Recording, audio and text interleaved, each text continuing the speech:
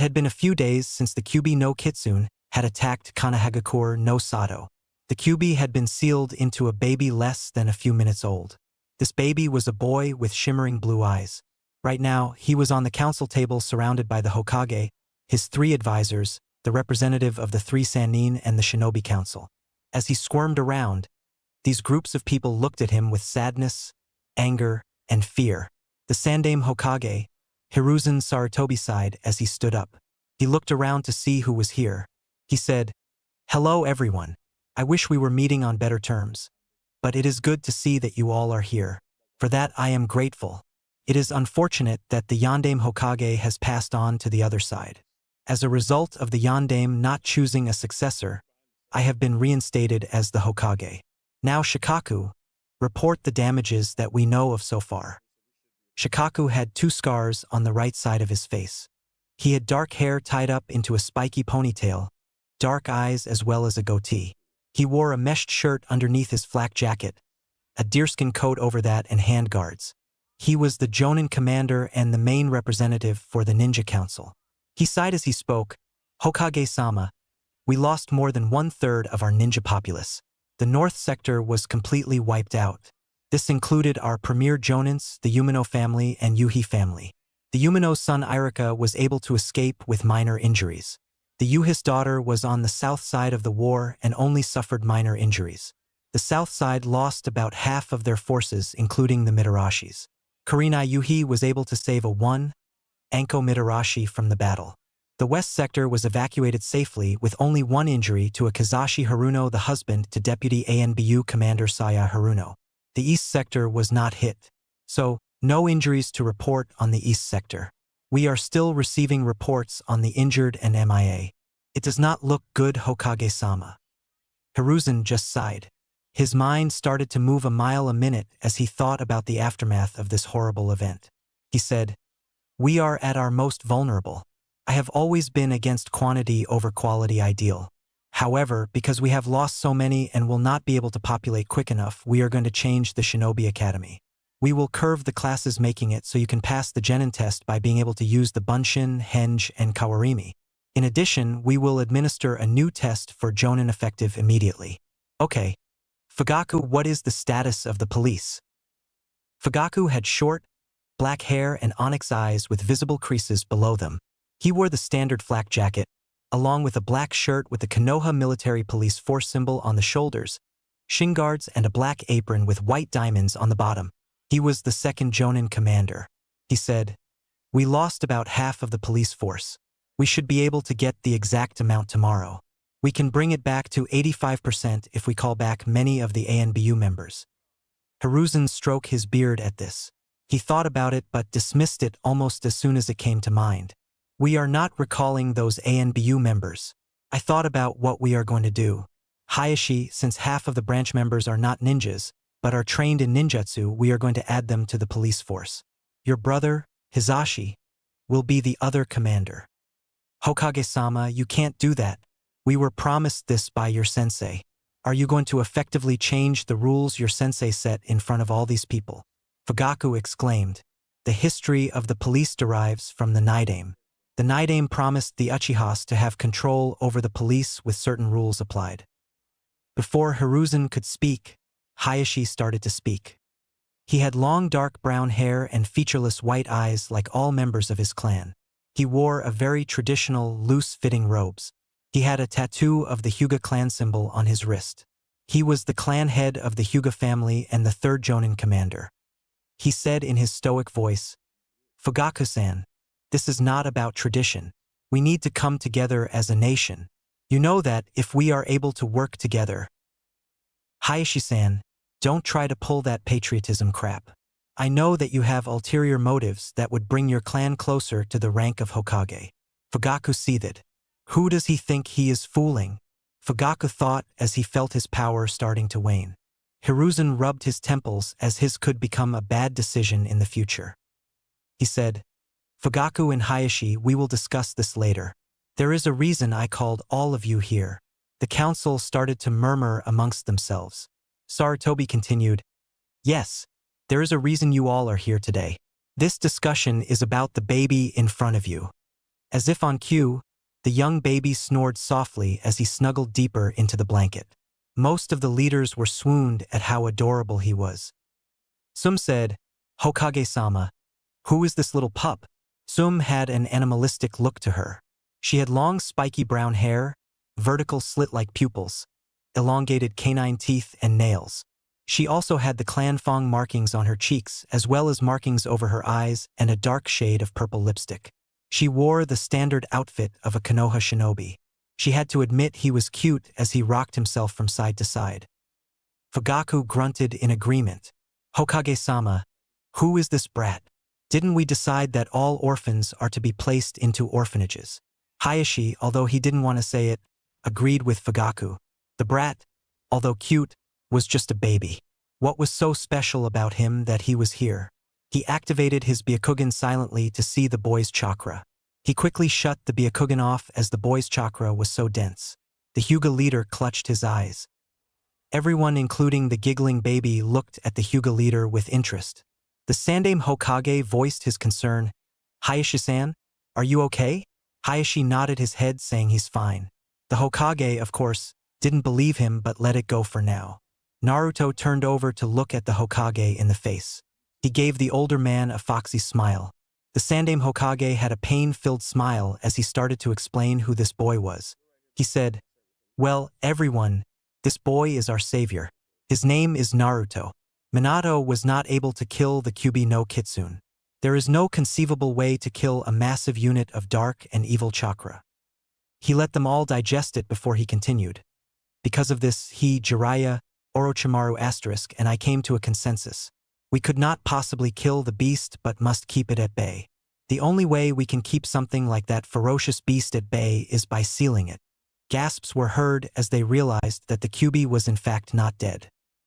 Hiruzen took a long puff of his pipe.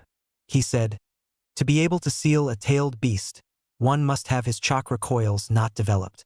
In addition, one or more people must sacrifice his, her, or their lives for the sacrifice to the Shinigami.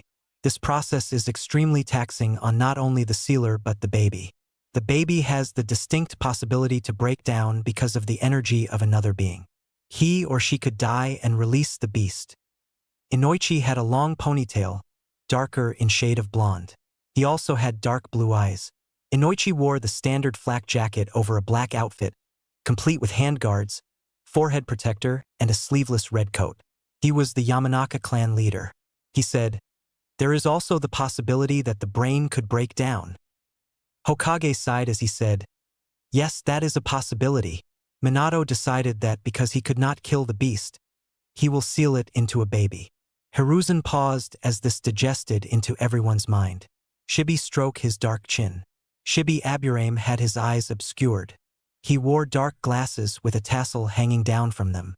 He had very spiky short black hair and a mustache. He wore a high-collared outfit and carries a large gourd on his back. He was the leader of the Aburame clan. He said, "With an educated guess, this young one is the one with the Kyuubi inside him. I wonder why him? Why could it not have been an Aburame, Uchiha, Hyuga, or any of the major clans? Who were his parents?" Orochimaru had to agree. Orochimaru was a very pale-skinned man, waist-length black hair. He had amber eyes with slits in his pupils and purple markings around his eyes. His garbs included black pants and a thick purple rope belt tied in a large knot behind his back and blue tomo-shaped earrings. He wore a black polo neck under it. Mesaru Tobi-sensei, I must admit you have me intrigued. He will be a perfect specimen for my experiments. So, Naruto-kun, who are your parents?" The Hokage sighed. He said, "This is an S-class secret. The protocol for S-class secret is treason and you will be killed with no hesitation." Everyone knew that this was a serious thing. Orochimaru was basically grinning as Naruto's parents must be very important. The Hokage took extra precautions. He closed all the blinds in the meeting rooms and put a sound barrier up so no one could hear a peep. As the edge was set by the Hokage, everyone in the meeting was waiting to hear who this young child's parents are. The young boy squirmed as he felt the gaze of everyone around him. It was more of a confused gaze, but a gaze nonetheless. The Hokage took a deep breath as he said with a heavy heart, "Naruto-kun's parents are Minato Namikaze and Kushina Uzumaki. His godfather is Jiraiya. The shinobi council's eyes were wide. Naruto started to cry as he could feel that they were talking about his parents. It hurt a few of their hearts seeing baby Naruto crying for his parents. However, Orochimaru was not having such problems. "Oh my Naruto-kun, you are indeed the best person for the job. Who would have thought that the Hokage could hide a child in plain sight? Jiraiya seems to have been keeping secrets from me. Oh well, Jiraiya does not matter, but this child? If I'm right, then Naruto, you will be the perfect host for what is coming soon." The one who had been extremely quiet was Choza. Choza had long red hair and had markings on his cheeks. He wore a samurai-like outfit which entails a black suit completed with armor that had the clan symbol food on it. He also wore a rope belt, handguards, and instead of a forehead protector, wore a piece of cloth tied to his head, possibly to hold back his hair. He said, "Hokage-sama, you can't be serious. He is the son of the strongest Hokage to ever exist and the strongest ANBU member in the Crimson Red Death. How could we not have known?" The Hokage's gaze was fixated on the red-headed man. He said, "Choza, I take high offense to that statement. You never talk about another leader like that in front of the current leader. However, since that is not as important as this situation, I will let it slide. Don't let it happen again." Seeing Choza gulp, Hiruzen continued, "Orochimaru, have you had any contact with Jiraiya on his mission?" Orochimaru stood up and said, "Sarutobi-sensei, he has contacted me, but we had no such luck. He has reached Taki and will be on his way to Kiba no Kuni in a few days. He will be back within the month." Hiruzen nodded at this. "Damn it, Tsunade, why aren't you here? We need you now more than ever." He said, "Unfortunately, Naruto-kun's godfather is not around as he is on his mission. Now the question is, where should we put him? I'm open to ideas." Murmuring filled the room. Each clan had something to gain from having Naruto in their clan. Hayashi knew this opportunity would put the Hyugas over their dojutsu rivals, the Uchihas. Sum Inuzuka saw this as a possibility to get a powerful animal ally.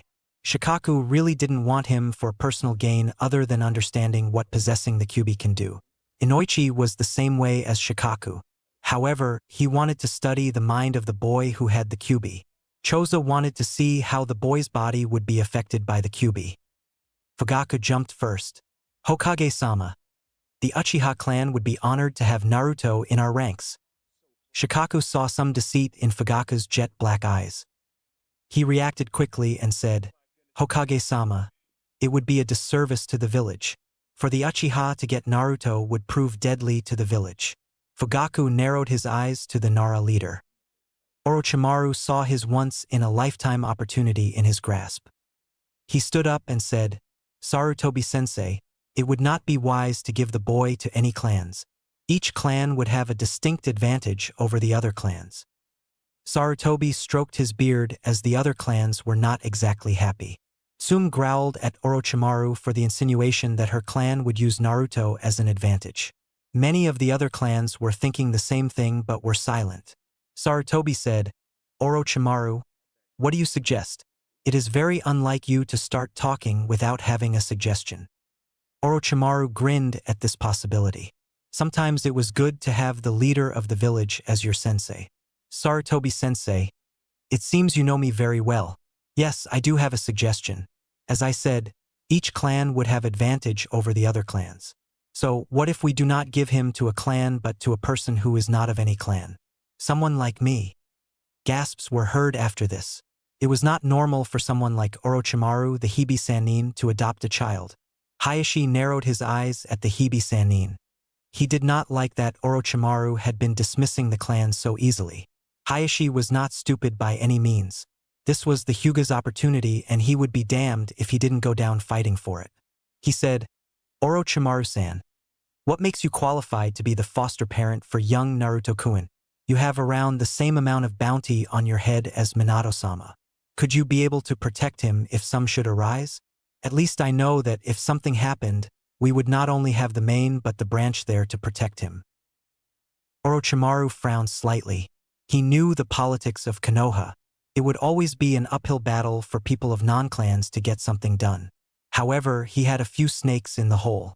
He said in his calmest voice, "Hayashi-sama, It is true that I have a bounty over my head that could build 4 Uchiha districts. However, that does not mean I do not qualify. When I am on a mission, my snake summons are adept enough to take care of him.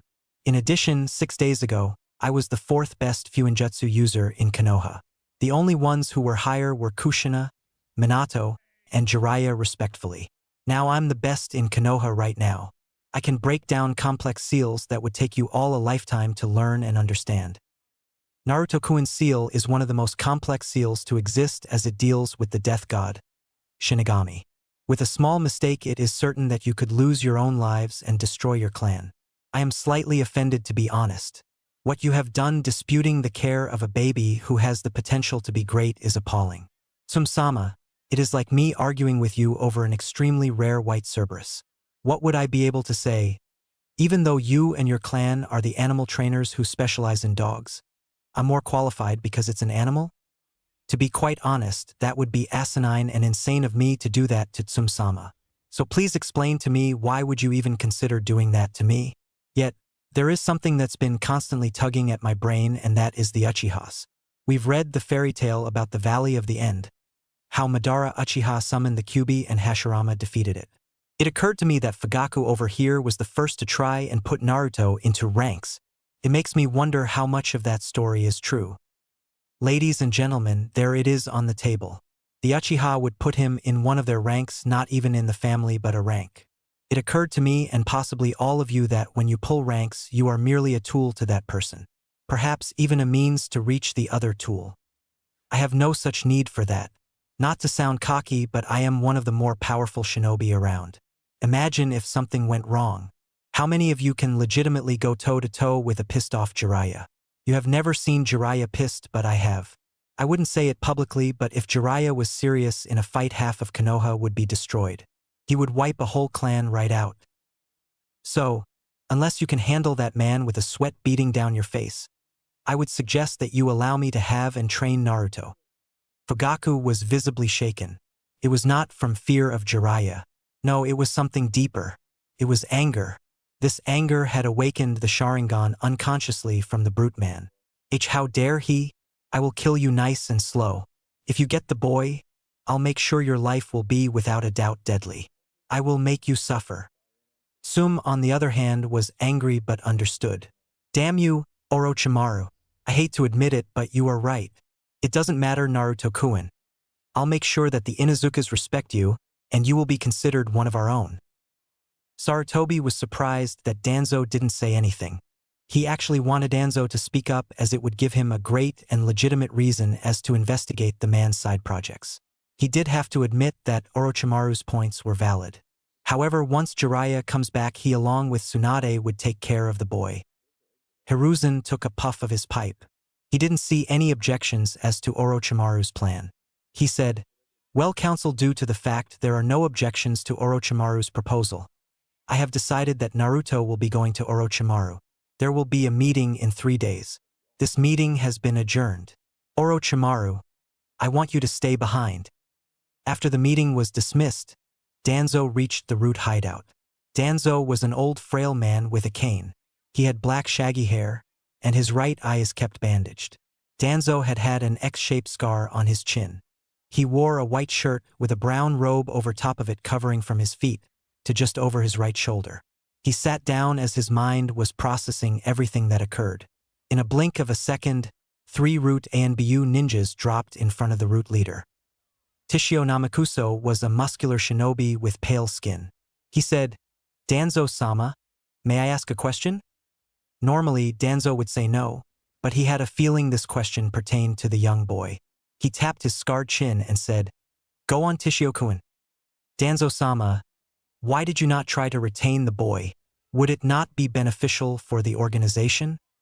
He would easily rise in our ranks, especially if we trained him at this age." Danzo nodded in agreement with Tishio. However, there was a look in Danzo's eyes signifying something darker. He tapped his cane, causing 5 more root ninjas to appear in front of him. He closed his eyes as he spoke softly. "You are correct, Tishio-kun. However, that is why I did not put my cards in the pile." Tishio was naturally confused about this. He voiced his confusion. Danzo-sama, that does not make much sense. This was an opportunity to become the greatest hero in Konoha's lustrous history of heroes. Danzo was eerily quiet. He had always been calm, but this had a different feel to it, and Tishio knew it. He started to shake in the inside. Took Danzo a few moments to speak. "You're right, Tishio. I would be. However, that is what Sarutobi wanted me to do. If I put my cards on the line and try to get this supposed lottery pick, it would give Hiruzen a way to investigate the root organization. It does not help that the boy is Jiraiya's godson. That changed everything. It is almost too good to be true." "That makes a lot of sense, Danzo-sama." Finally clicked for Tishio. Unfortunately for Tishio, it did not click quickly enough. Danzo looked at him deep into his eyes. In an eerily calm voice, Danzo said, "Kirikou, terminate Tishio." Before Tishio could move, Kirikou slit Tishio's neck with no hesitation. Danzo said, "Kirii, clean Tishio up off the floor and dispose of the body properly. I need everyone to leave the proximity. Fukusho, I need to speak with you at once." In an instant, the 5 root members, along with Kirikou and Kirii, who was carrying Tishio's body, disappeared in a swirl of leaves. A blurry being had kneeled in front of the root leader. Danzo said, "Fukusho, I have a new project for you. I want to gather 10 groups, each having a censor and a man and woman who could pass off as civilians." Fukusho bowed his head and nodded. "Danzo-sama, what is your mission and when do you want it completed?" Danzo simply tapped his chin. "Lately our program has become lax. It seems that my ninjas have been questioning my authority. The emotion test seems to be incomplete. We are going to start from scratch and rebuild. The QB attack might be a blessing in disguise for the organization. We have an abundant number of orphans that neither the orphanage nor the foster care system can take complete care of. Your mission is to abduct deserving orphans pertaining to training. This will be known as Operation Adopt. Your mission is to make the male and female to pose as civilians to adopt orphans and bring them here. Your censors will first see if the orphan is worth the trouble. He will see if the children have regular chakra streams. If the chakra is over 0.005% and are infants, those are the ones we want. If they are older, the censors will know which kid is able to be an asset for the organization." Fukusho asked, "Danzo-sama, how about the ones with Kekkei Genkais?" Danzo smirked. "Good for us." It had become dark out and Naruto was silently sleeping in Orochimaru's house. Orochimaru smirked as he saw the young boy snore slightly. He sent a shadow clone into the basement to get some things. He said out loud, My Naruto-kun, I guess today is my lucky day. Thanks to the Akatsuki members' bloodlines, I have many distinct possibilities in which I can create the ultimate body. It is unfortunate that they want to gather the tail beasts. Well, they are going to have hell on their hands when I get my new and improved body. Now little Naruto-kun, don't worry. You won't feel the genetic change at first. Orochimaru's shadow clone came back with metallic briefcases. The shadow clone said, "Orochimaru-sama, I have the Kekkei Genkai syringes. I primed them and was able to speed up the process. Once the syringe is injected into the boy stream, it will cause these bloodline pathogens to start latching on to Naruto's blood and chakra. My theory is that the QB would purge the viruses that the person could have, but the Kekkei Genkai should be able to combine with Naruto's blood cells. Due to the fact he is so young, the result will be the chakra becomes confused and allows the Kekkei Genkai to form. It will still take some time, my lord, however." Orochimaru expected this. I know I got to leave for the Akatsuki soon, so I will have a few of the snakes to watch over him. His abilities won't manifest itself until about the age of 6 or older." He said, "Excellent. We are going to start with this one first." He pulled out a jade green syringe with the label Mokuton. Naruto woke up and saw the sinister snake with a syringe in his hands. He started to cry. Orochimaru tried to comfort him. "Don't worry, Naruto-kun, you will feel so much better soon." With this, he injected Naruto with what will be many syringes. It has been almost 2 years since the council meeting. Orochimaru had injected a variety of different pathogens inside Naruto. Although Naruto had grown drastically, his change was nowhere near close to the change that had been going on with Orochimaru. Yes, the Hibi-Sannin had grown to like having the boy around. Orochimaru was a scientist that does everything with no regrets. Yet, during the last few months when he injected the Kekkei Genkais into the boy, he felt a twinge of sadness and guilt go through him. He shook it off, but it was still there. Today, Orochimaru was getting ready for Naruto's second birthday, which is about a week from now, and Orochimaru was going to make the birthday a great one. Naruto had been invited to a lot of the Shinobi clan heirs' birthday parties. They were more of a get-together for the parents that just so happened to land on the child's birthday. What kind of party should I throw for you, Naruto-kun? Maybe I should bring him out and let's see which toys one he reacted better to. Orochimaru thought. He pulled up his sleeve and nicked his thumb. He swiped the blood over the symbol. The symbol started to glow as he put chakra onto the seal. Kuchios no jutsu, he exclaimed. Suddenly seals started to go across the floor. Naruto started to squeal happily as he knew what was about to happen. Soon a small puff of smoke had appeared. When the smoke disappeared, a 3 feet tall orange snake appeared. Naruto giggled and laughed as he saw the snake. He squealed with his tiny voice, "Hibi-chan." Yes, Naruto was talking. He started about 5 months ago. It was a day Orochimaru never could forget because Naruto called him Tusan. Oh, how Orochi hated that he started to warm up to the boy. Naruto squeezed the poor snake half to death. Orochimaru chuckled at the poor orange snake's plight. He said, "Naruto-kun, let Orenji go." Naruto, with confused look on his face, let go of the snake. Orenji crawled his way to the snake summoner. He kissed the man's sandal saying thank you repeatedly. Orochi pet the top of the snake's head. He said, "Orenji, do you mind growing to about 5 feet tall? I want to take Naruto out to pick up stuff for the party." Orenji nodded and grew until he was 6 feet tall. Orenji said, "Orochimaru-sama, it has occurred to us that you are starting to grow more attached to the boy. We wonder how he plays into your plans. We personally like the boy. Are you going to allow him to summon us when he becomes of age?" Orochimaru's eyes went wide. He told Orenji to follow him into the other room as he summoned a shadow clone to watch the boy. When he saw that Naruto was nowhere in sight, he sighed as he said, "Orenji-kun, Naruto-kun will more than likely not be alive when he reaches the age of 13. Orenji's eyes went wide. What was wrong with Naruto-sama? Orochimaru-sama, what is wrong with Naruto-sama? Does he have a terminal illness or something? If we could see what the problem is, we could try and fix it. So what are we doing here? Why dash?"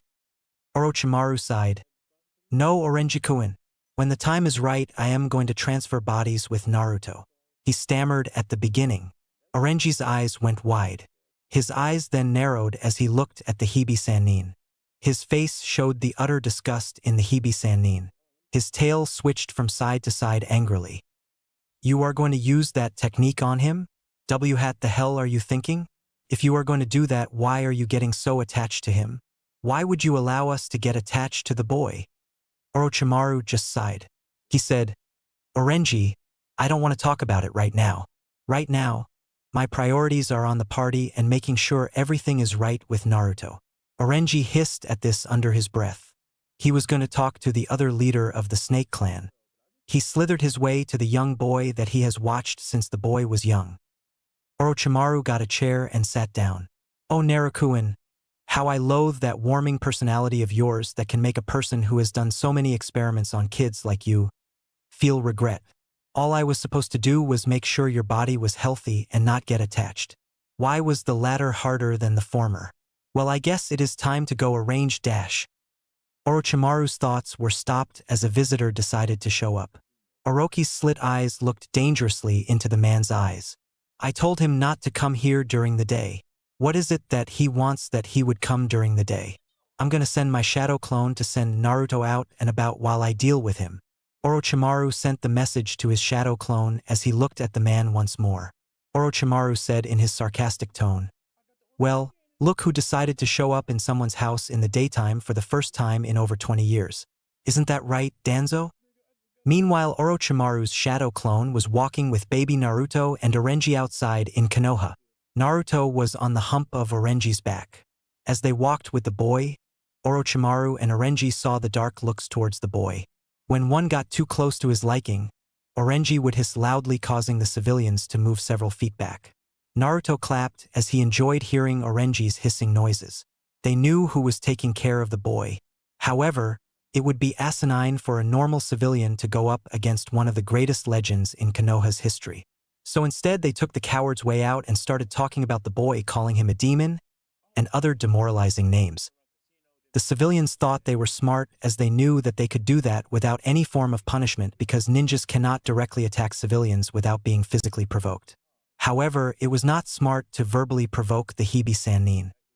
When Orochimaru went a few blocks up, he did a quick hand sign. In an instant, one could hear the fearful screams of civilians getting snake bit.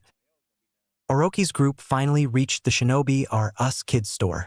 Naruto's little eyes went wide at the massive size of the building. Unlike most babies, he was more excited than afraid. He giggled as he squirmed around. Orochimaru had no choice but to smile at the boy. "Naruto-chan, do you want to come in?" Naruto nodded with excitement rolling off in waves. Orochi decided to tease the boy a little bit further. "Are you sure you want to go in, Naruto-chan?" Naruto just giggled as he wiggled side to side. As he squealed, he jumped up and down on poor Orenji. The poor snake just hissed at Orochi. Orochi didn't know if it was for what happened earlier with the original or the fact that he instigated what Naruto was doing to him. He smirked somewhat. He said, Okay, Naruto-chan, we're going in, but we'll go in if you stop jumping on Orenji. Okay?" Naruto promptly stopped, causing Orenji to breathe a sigh of relief. They went into the store and were surprised. Naruto jumped up and down on Orenji as he saw how big the store was. Orochimaru agreed with Naruto. The shinobi store was bigger than the three expected. It was basically a supermall just full of shinobi toys. Orochimaru thought to himself, "Damn, I was born in the wrong generation. There is like 11 stories in this building. I did hear that Jiraiya was working on the seals for this store, but he really outdid himself. I don't know who's giddier, the brat or me." Naruto enthusiastically said, "Big, big." Orochimaru patted his head. "Yes, Naruto-kun, it is very big. Why don't we explore it, any?" Naruto nodded with much enthusiasm. Orochimaru had his calculating face on. Orochimaru was not one to be intimidated by such people. Danzo was the same way as Orochimaru. Danzo calmly said, "It has been a while, Orochimaru-kun. Today is a beautiful day, so I thought it would be beneficial for my old bones to bask and thrive in the sun." Orochi narrowed his eyes. He knew this was no meet and greet. He inwardly frowned as he put a smirk on his face. "Why, yes, today is a great day to enjoy the air. However, it is peculiar for you to come and show up in my house unannounced. I would be extremely grateful if you got rid of those gentlemen who ever so gently placed themselves into the wall. After all, it is almost time for fall cleaning." Danzo frowned slightly. With a wave of his hand, 5 root ninjas disappeared. Danzo said, "You know, Orochimaru, you are more like me than you think you know." Orochimaru inwardly frowned at this. "Orochimaru, we both are disappointed in how Konoha has changed. We both have been cut out on our chance to become the leader of the Leaf. Now you are stuck with Dash." Orochimaru had enough of this. This war hawk was treading on dangerous water. His frown grew deeper with each word. He put a sarcastic look on his face. He said, "You know, Danzo-sama, this is really boring. I mean, with all this chatter over who should have been the Hokage with your monotonous voice is just a snore. I prefer someone that is more vibrant, who has great charisma, who could rile up the troops. You can't do that, so you just wallow in the dirt." Danzo calmly looked at the Hibi Sannin. He wanted to kill the Sannin but knew that would not be plausible, especially since he had a few favors to cash in. So this is the sarcastic Orochimaru that I've heard Sarutobi talk about. I am impressed. However, that is irrelevant.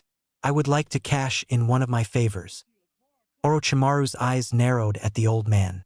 Orochimaru owed a few favors to the man, especially when he was younger, when he first started to experiment on different things. Orochimaru said with feigned surprise, "Oh, so that's what you are here for. You want to cash in on your favor. However, it makes me wonder why you would come out this early. Would you care to explain?" Danzo closed his lone eye and said, "Well, Orochimaru, I thought it would be nice to do business in the sunlight. After all, it is not like you will backstab me since I have a variety of what you call dirt on you." Orochimaru frowned at this. He drummed his fingers on the table. "Well, Danzo, there is a difference between you and me. You see, If you even thought about bringing out Operation Wood, it would open more worms for you. I mean, after all, Tenzo was trained by your subordinates. I have it documented, and with one fell swoop I could take your whole organization down to the ground. You are nowhere near as strong as you used to be. So, you won't be able to get away from your pursuers. I, on the other hand, can survive and escape. So, I should warn you to not threaten me. It would be against your best interest. Now, what is this favor of yours? Danzo simply smirked at Orochimaru. This caused Orochimaru to shudder in the inside. Danzo said, "Well, Orochimaru, I want you to create an array of seals. The main is a control seal." Orochimaru's clone was not having a much better time. Naruto was driving him nuts. The boy did not want to stay still and touched everything in the store. It did not matter if it was wooden practice kunais or glass cases. Naruto was curious as he saw the black pants. He tugged on it. He kept pulling onto it until the clothes rack fell on top of him, or it would have. Orochimaru luckily caught the rack, breathing a sigh of relief. Naruto, on the other hand, giggled and clapped as he almost knocked over the clothes rack. Orochimaru gave him an angry look. "Naruto, you know better than this." Naruto adopted a sad look on his young whiskered face. Before Naruto could let his small tears out, his ear twitched. He had heard this voice before but didn't know from where. "Orochimaru-sama and Naruto-kun. It's great to see you here." Orochimaru turned and saw Tsume Inuzuka and her two young children, Hana and Kiba. Orochimaru was grateful to see the feral woman. She had helped him through the whole ordeal. He had learned things that he hoped Kami to never have to do again. He shuddered at the thought as Tsume came over. She looked down to see the small kid. She said, "How's the pup doing? He's growing up so fast. I see his teeth are starting to come in." Orochimaru involuntarily froze up. When Naruto first started teething, it was a nightmare. All Naruto kept doing was screaming, yelling, crying every few seconds. The first tooth was the canine tooth.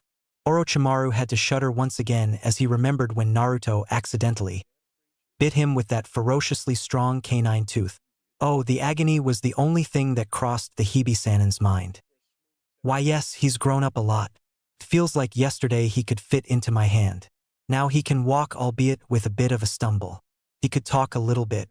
His curiosity, however, is extraordinary. The problem is I don't know if that is a good thing.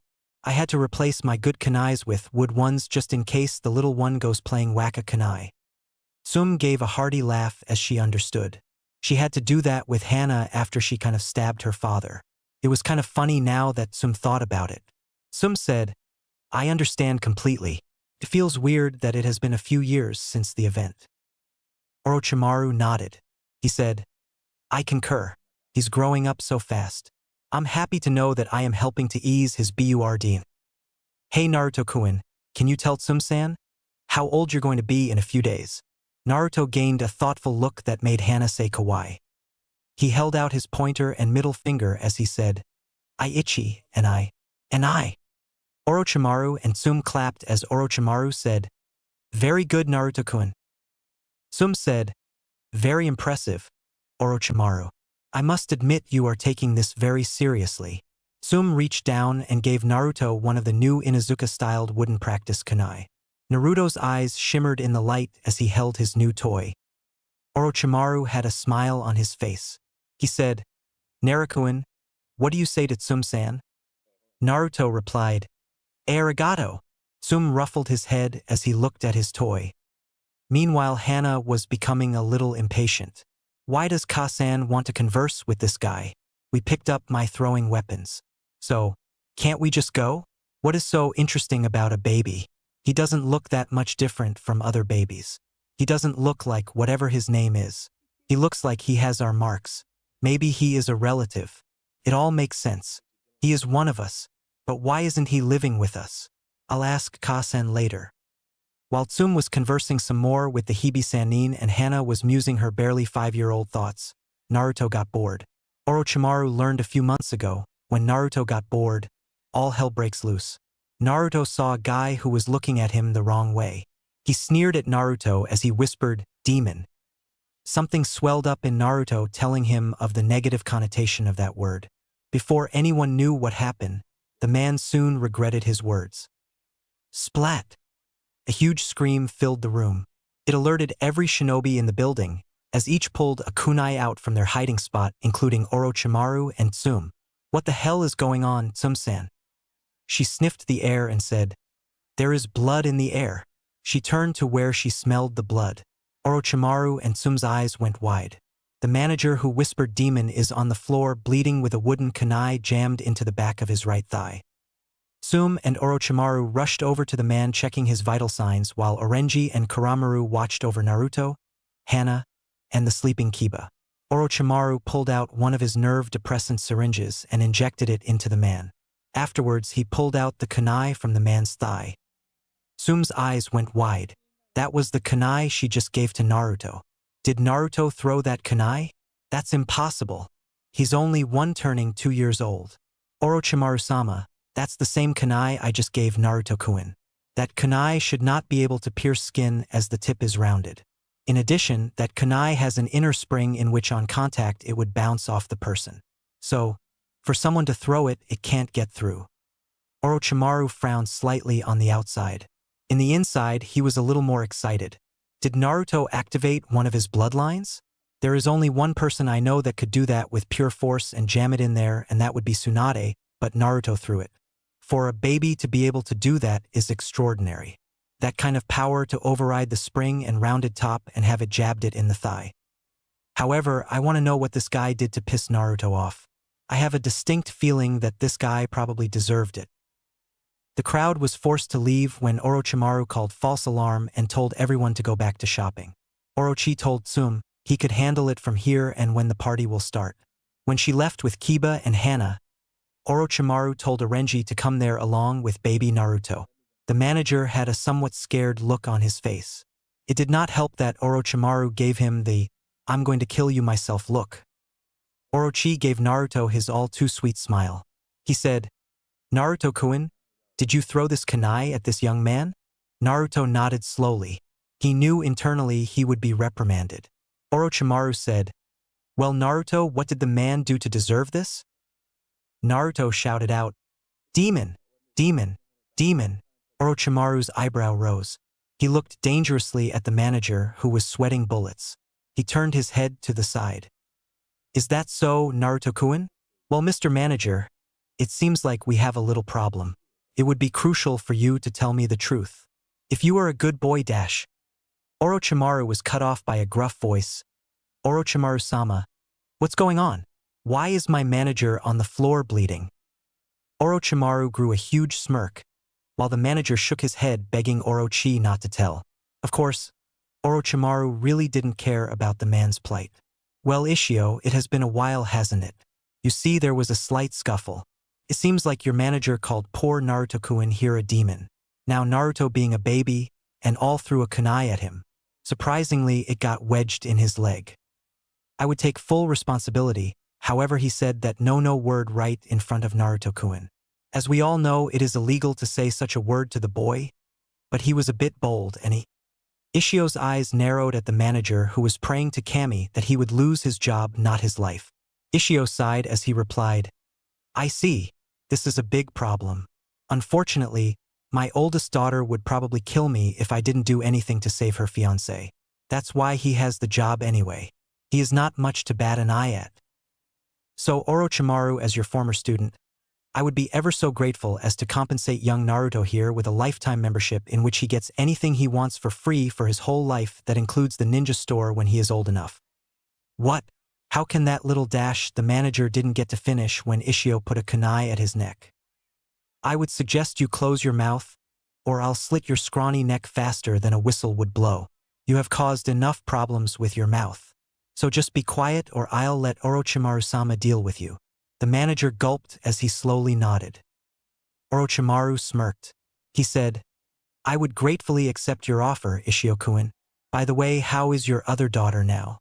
Isn't she almost 3? Ishio said, "Yeah, Tenten is 3 now. Sheesh, it feels so weird having one daughter who is 20 and the other who's 3. She's growing up so fast. She's able to throw kunais almost as good as a 10-year-old. It has to be from the mother." Orochimaru laughed at this. He said, "That's great. She sounds like she's going to be a great kunoichi. If they're going to be this determined to be shinobi like Tenten, then it will be a good indication of great years in Konoha. I agree wholeheartedly. Is there anything you need prepared, Orochimaru-sama? I have a few things in mind. A few hours had passed since the encounter in the shinobi store and Orochimaru was beat. He had worked extensively on the seals for Danzo while he checked on Naruto's vital signs. To be honest, he was more interested in Naruto's chakra streams and bloodstream. For some reason Naruto's body was becoming denser by the second. Orochimaru saw that it was going 3, even 4 times past that of a normal child. He saw the DNA sequences were molding together with Naruto's. So, everything was going smooth with Naruto's development. However, his mind went back to the incident in the store. I didn't see anything like that before in my life. I've checked the bloodlines that I injected into him. They are binding like I hoped, but not a single one has become the dominant one. They haven't exactly formed yet, but that doesn't mean we shouldn't have a forerunner. That must mean there is something else. Maybe he got something from his parents. Let's see. Minato, as strong as he is, would not be able to do that. Kushina, on the other hand, had strength, kenjutsu, ninjutsu, and fuinjutsu along with a bloodline. She most assuredly didn't have the power, speed, or throwing ability to do that. I disassembled the tip of the blade and saw the trigger was up to date. For some reason it did not recognize the impact to that dick's head.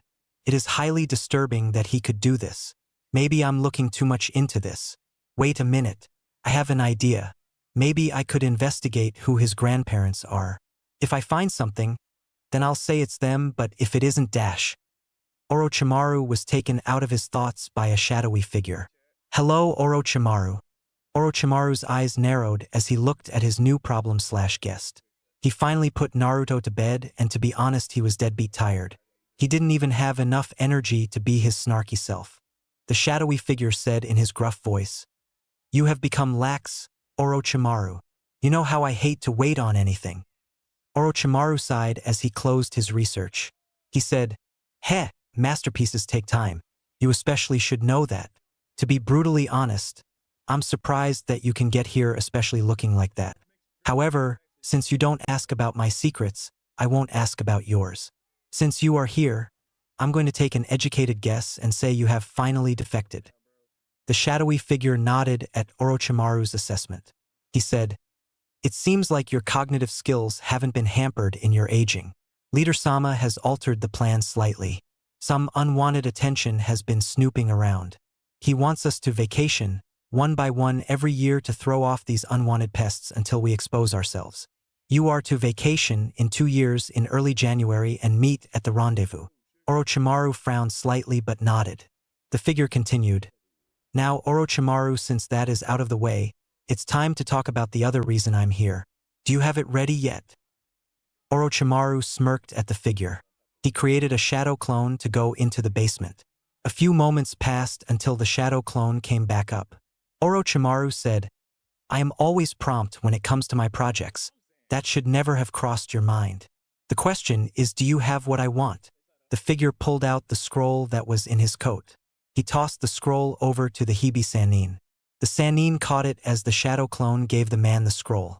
Orochimaru opened the scroll and his eyes went wide. He closed it quickly as he said, "How do I know this is the real stuff? How can I trust you to give me it?" The man was surprisingly calm. He said, "Orochimaru, I don't gain anything from having that blood with me. It doesn't matter to me. Whatever reason you want it so bad does not concern me. I don't need to trick you." Orochimaru had to agree with the man. The shadowed man opened the scroll and saw the project that he requested Orochimaru to do for him. The thing was throbbing as the seal pulsed. The man felt his dream come to fruition. Orochimaru said, "All you need to do is put chakra in it and it will do the rest. I suspect that it will be chakra consuming and you will most likely be exposed. So you shouldn't do it here but at the base." The man nodded as he closed the scroll up and tucked it in his pocket. He said, "I could feel this can be a start of a wonderful friendship, Orochi. I will see you in 2 years. With that, the shadowy man disappeared. Orochimaru simply chuckled as he said, "I think so too. Akasuna no Sasori.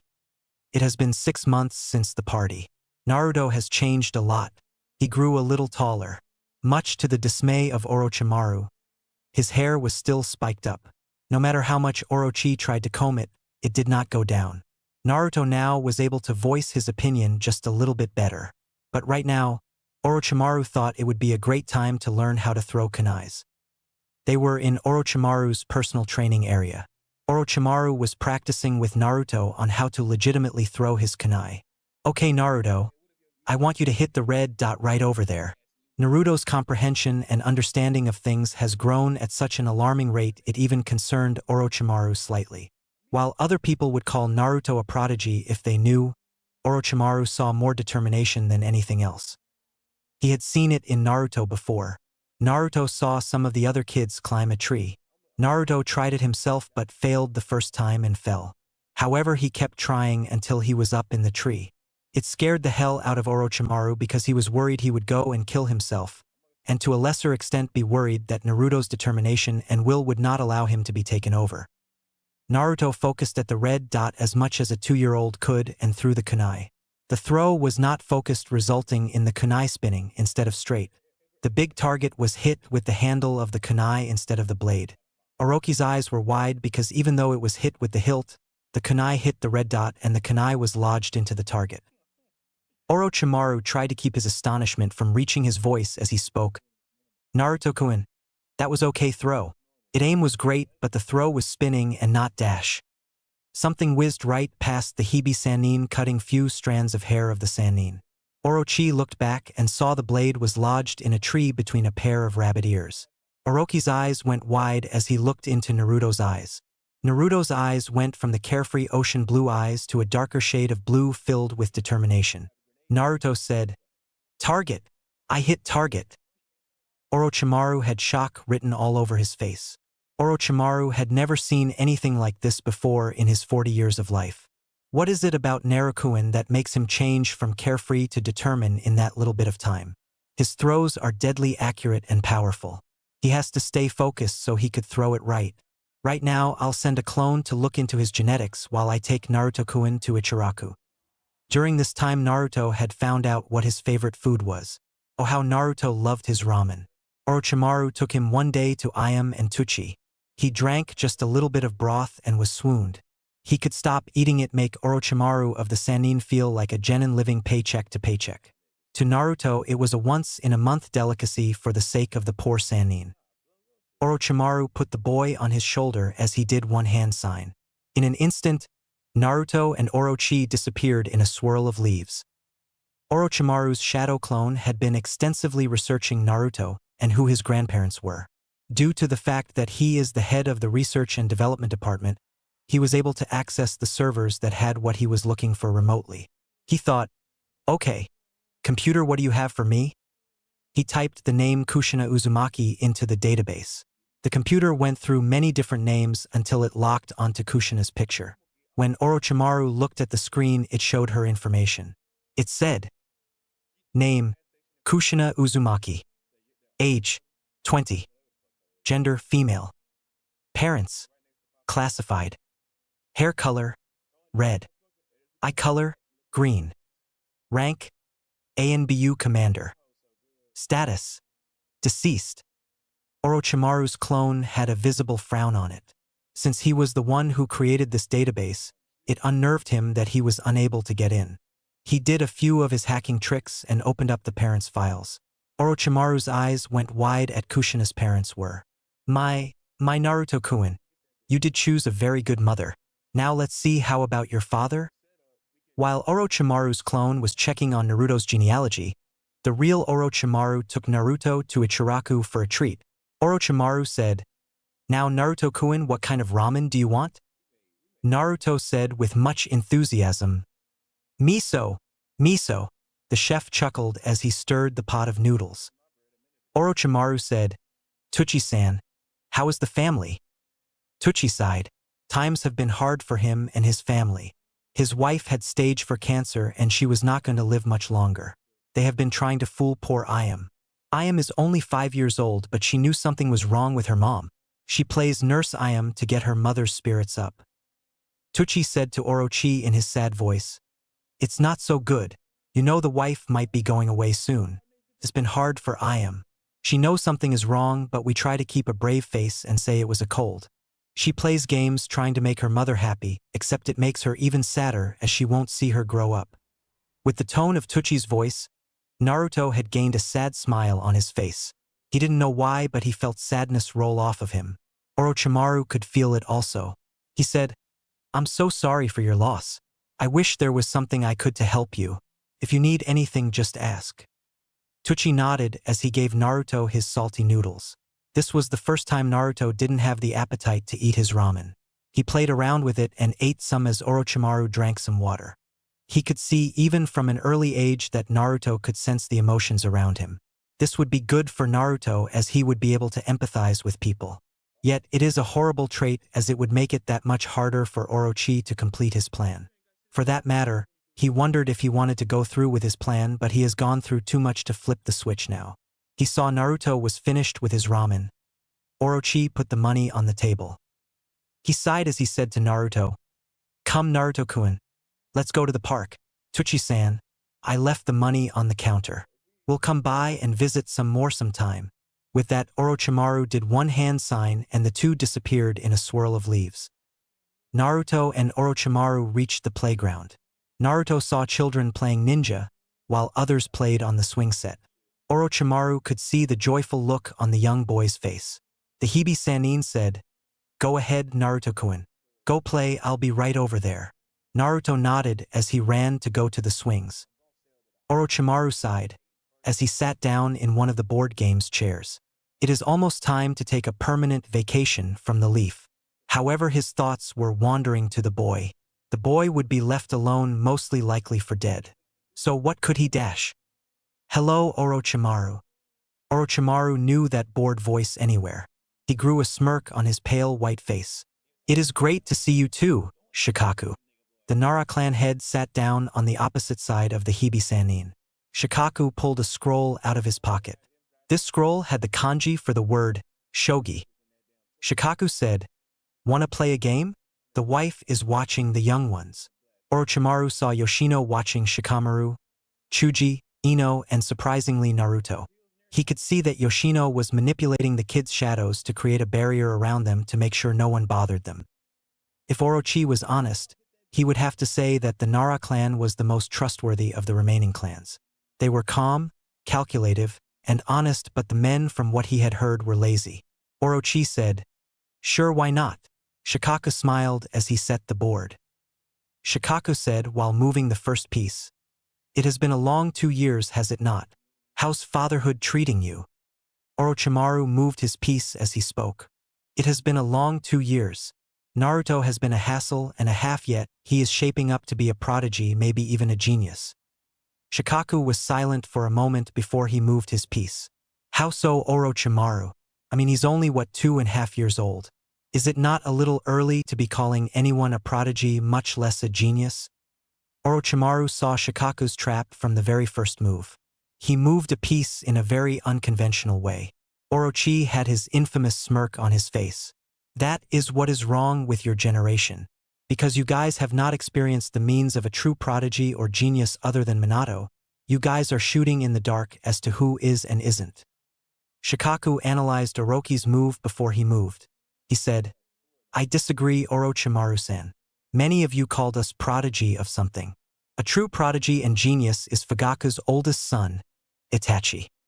Orochi stroked his chin as he looked at the board. He moved another piece as he said, "True, yet there are many different types and forms of genius along with an array of prodigies. Of course, we look at genius as a person who has an IQ in the high hundreds. That is the traditional sense of the word. People like that are Itachi, you, and I." Shika made his move on the field. Unconscious to what he just did, he said, "Since you used the word traditional, there must be an untraditional way. What would you consider to be untraditional genius? For that matter, who would you consider to be one?" Orochimaru laughed inwardly. His smirk grew wider as he spoke. "Well, Shikaku, the untraditional genius would be my teammate Jiraiya. When we first were a cell, he looked like a bumbling idiot who Tsunade and I considered holding us back. I had the talent. Tsunade had the talent and abilities. Jiraiya had something we didn't have. He had determination. He worked his ass off. We didn't recognize it, but he was also a genius. He is a genius of hard work and determination. He also had one more thing we didn't have. You see, Shikaku, he thinks of life as a game of shogi. He always considered himself all the pieces but one, the king. He felt the king need to protected dash. Shikaku cut him off. So the king is the Hokage, right? Orochimaru laughed. Yes, the Hibi-Sannin laughed at the traditional genius. He said, if you believe that, then you are definitely not a genius. Shikaku scowled at Orochi's insult but said nothing as he was curious as to whom this king was. Orochi continued, you see, the king is not the king per se. The king is the thing, whether it is a person or an item, place, or even an idea that drives you to great lengths to protect. A perfect example is the raven-haired woman that was my student and now your wife. Yoshino-chan used to train past her limits to get into your lazy heart, especially during the war. You were the Nara prodigy, the one who could outsmart your famous genius of a father in everything. You were the one who supposedly able outsmart all but one person in your class, and that was Minato. She, on the other hand, was the weak side of the Nara clan. Her mother and father were cast out of the clan because it was believed that they were not able to do shadow-type jutsus. They were not the smartest of people. Yoshino-chan was above average but considered much lower than you. So when you had Gyurei Sarutobi as a sensei, she had me. She trained herself to the brink over and over again. I would put all the money I have on her beating you because she had the determination to do it. You were laid back and believed that you could always be clutch even though you did not practice. But you remember what happened when Kumo had you trapped. Your perception could not have saved you. However, since you were her king, she used all the stops she knew, which included all the laps with 300 pounds strapped onto her short frame. She reached you in time, and instead of you being dead, she took the kunais into her right shoulder. All you got was a slash on your chin. She would have made Jonin, but the injury rendered her arm weak. She sacrificed herself for you. She had overcome so much and was on her way to be an ANBU captain in 3 years, but gave it all away for the one she loved. Some people would call her stupid. However, a genius in the non-traditional way is the one who under pressure is always clutch and knows what they have to do even when the probability of success is less than 0. A genius is one who picks his or her battles. A genius in the non-traditional way is the one who does not know the word give up and is intelligent on the one thing that matters to them. Just like this very game, you are not the genius. You are talented but still very flawed. With that, Orochimaru had taken Shikaku's king. Shikaku's eyes were extremely wide. He never lost a game of shogi. Yet here it was, in front of his very black pupils, Orochi had taken his king. He could not close his mouth as the words that came out of Orochi's mouth struck a nerve in him. He still didn't know why Orochi called Naruto a genius, but he did give him a lot to think about. Orochimaru's clone was having a big problem. He looked into the database to see Naruto's genealogy from his father's side. He typed in Minato Namikaze into the computer. He easily found his file and opened it.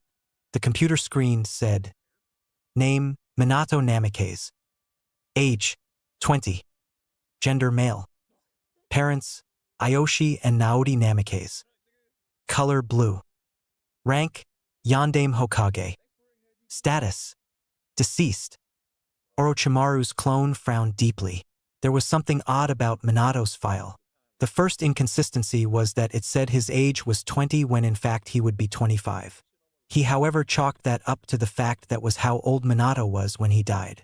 The second inconsistency was the fact that Minato's parents were not classified. When a person reached the rank of Jonin, the parents' file would become classified just in case someone was able to hack in and use the family as leverage. There were some cases in which the parent was a powerful or legendary ninja like Kakashi's father. Minato's parents were not anything like that. The two were in fact civilians. It got worse because some things didn't add up in Orochimaru's mind. Naoki Namikaze was not able to bear children, and at the time was in her early 50s when Minato was supposedly born. She died 10 years later. She could not possibly be Minato's mother. Aoshi, on the other hand, had no common features with Minato. This can't be right. He used the database to pull up a picture of Aoshi. He put the picture right next to Minato. It was evidently clear. Minato was not the son of Aoshi. Damn it! If Aoshi isn't the father, then who could it be? It doesn't make sense. This has to be a trap move. It is weird leaving who his supposed parents are wide open for anyone can see. I can't bring this to the Hokage. That would be a very bad idea. I have to figure out a way to get authorization for the blood cells to Minato. I can't do what I did with the Shodai and Nidaime and the others in Konoha. I was only able to successfully steal them was during an attack on Konoha. Maybe I could use the excuse of genetic diseases that run in the family. Nope, that won't work. All it would do is create more problems and suspicion as to what is going on with Naruto-kun. Minato, you are real something, aren't you? Wait a moment.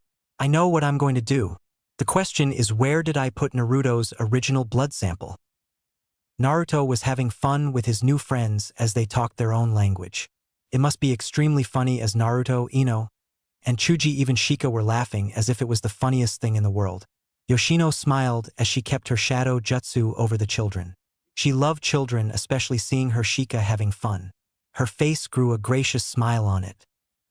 Someone tapped her on her shoulder. Much to her surprise, it was Harini Hyuga, the new matriarch of the Hyuga clan. She was about 5 feet 2 inches tall. She had the famous Byakugan. The difference was that the pupilless eyes were a violet color. She had a noticeable bump in her stomach. As she walked with such grace and royalty, she spoke, "Yoshino-chan, it is great to see you. How is the younger generation of the Ino Shikacho?" Yoshino smiled as she said, "Harini-chan, it has been much too long.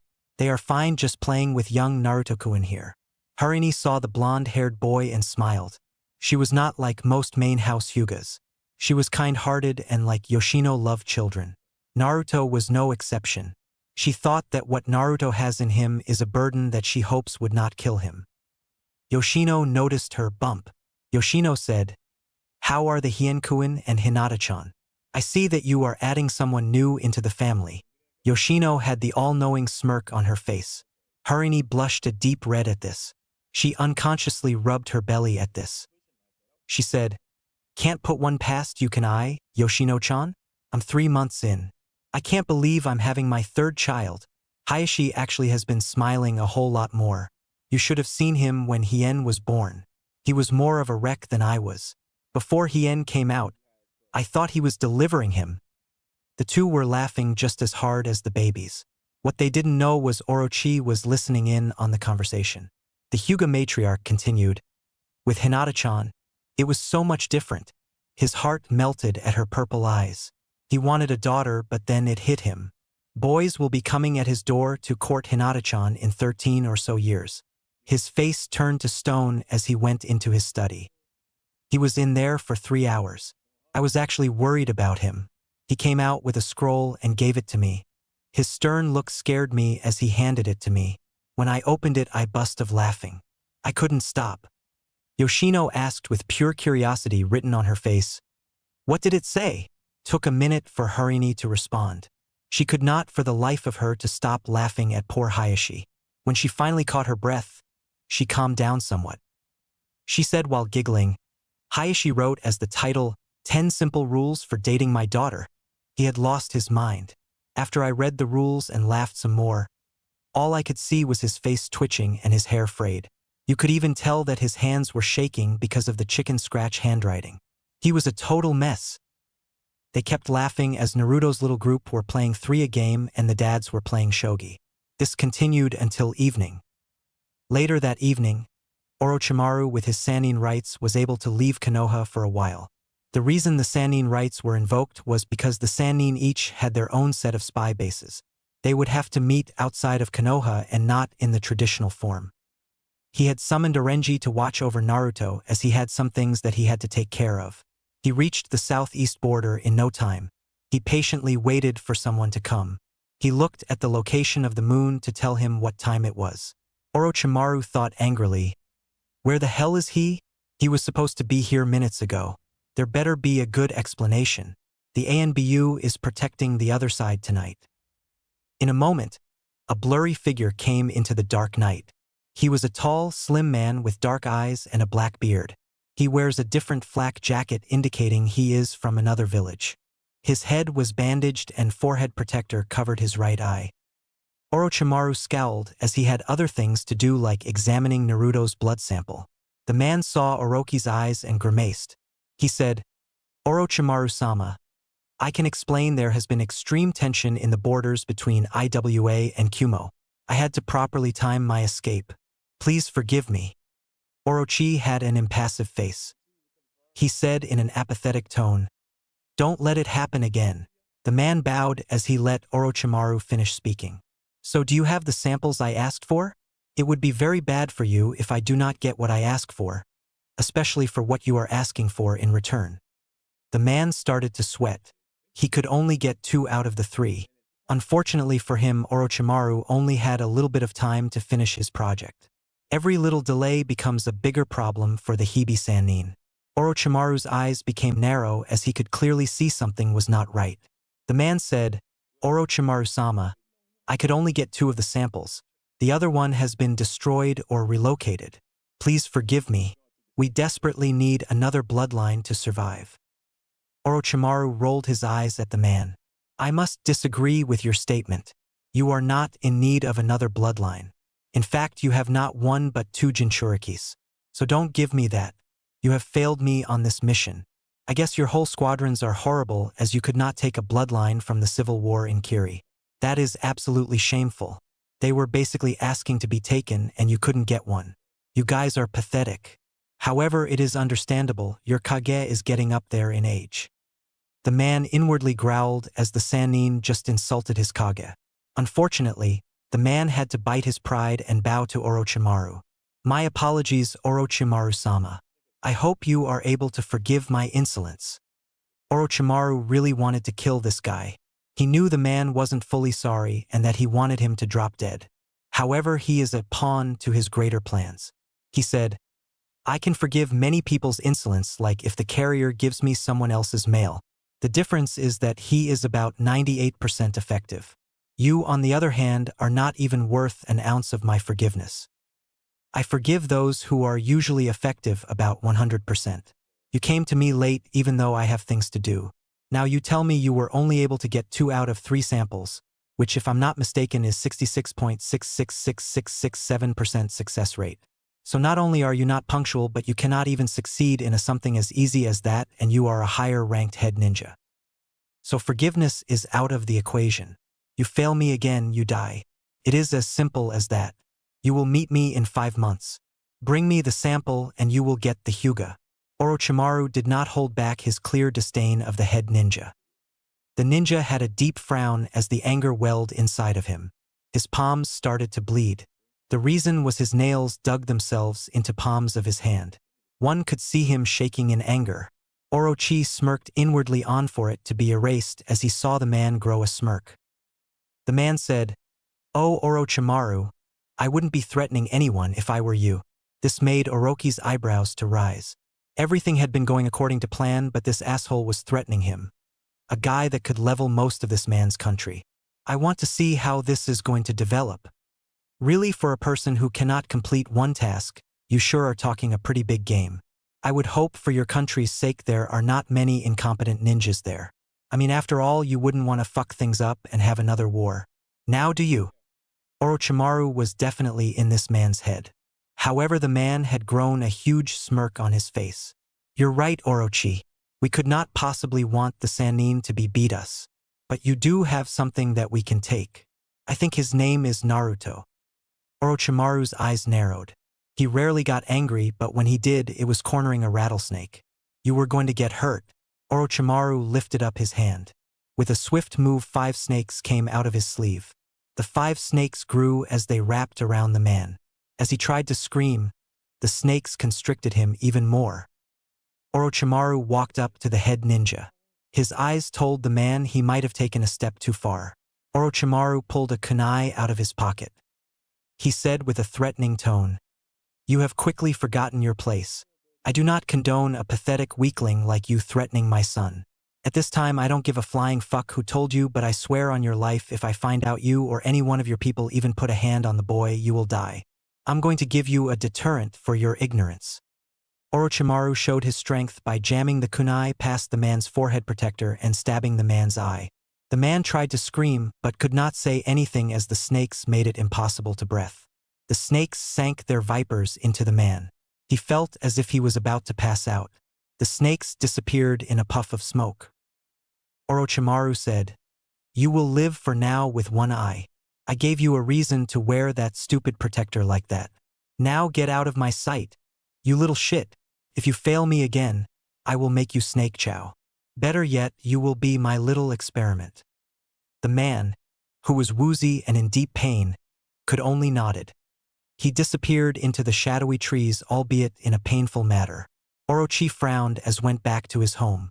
He had 6 months to prepare his departure and to train Naruto. As he thought about the man's threat, he could only think about was the boy's safety. Maybe the boy was becoming a liability to him after all. Orochimaru had been in his study reading up on the pathogens that he created for Naruto. It has been 4 months since Orochimaru had the conversation with the head ninja. During this time he had injected Naruto with the 2 newly created pathogens. Orochimaru saw that his window of injecting Naruto with any more bloodlines was quickly closing. Naruto's body had a very bad reaction to the 2 new injections. His body started to convulse and he almost lost Naruto. Orochimaru was quite disgusted with himself, seeing as he raised this boy and he has caused more pain than anyone else. Naruto, now 3 years old, was lucky that the Kyuubi was sealed inside of him, or else the pathogen would have surely ended his life. As he mulled over what had occurred, he saw the 2 almost 3-year-olds stumble into his study. "2-san, look at what I can do." Orochimaru, with curiosity evident on his face, watched the boy. Naruto dropped the kunai on the floor, creating a thud on contact. Orochi was not impressed but let the boy continue his act. Sure enough, Naruto pointed his finger at the kunai. Orochi's eyes went wide as he saw Naruto release a chakra string and connect it to the kunai. Naruto, with little to no difficulty, lifted the kunai up and caught it in his hand. Orochimaru's eyes went wide. Naruto had gained many side effects from the pathogens. Naruto grew about 6 inches during this time.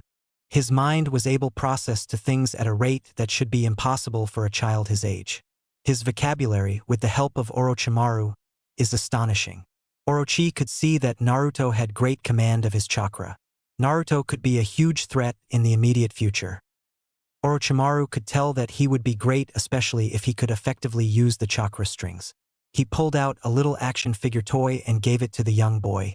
Orochimaru said, "That's amazing, Naruto-kun. Can you make Mr. Leaf move without touching him?" It took a few moments for Naruto to understand. His blue eyes lit up. This was a test of his abilities. Orochimaru had given Naruto different types of tests like the alphabet and numbers. Whenever he did well on it, they would go train and afterwards either go to the park and or Ichiraku's. Orochi saw Naruto's eyes turn a slightly darker color.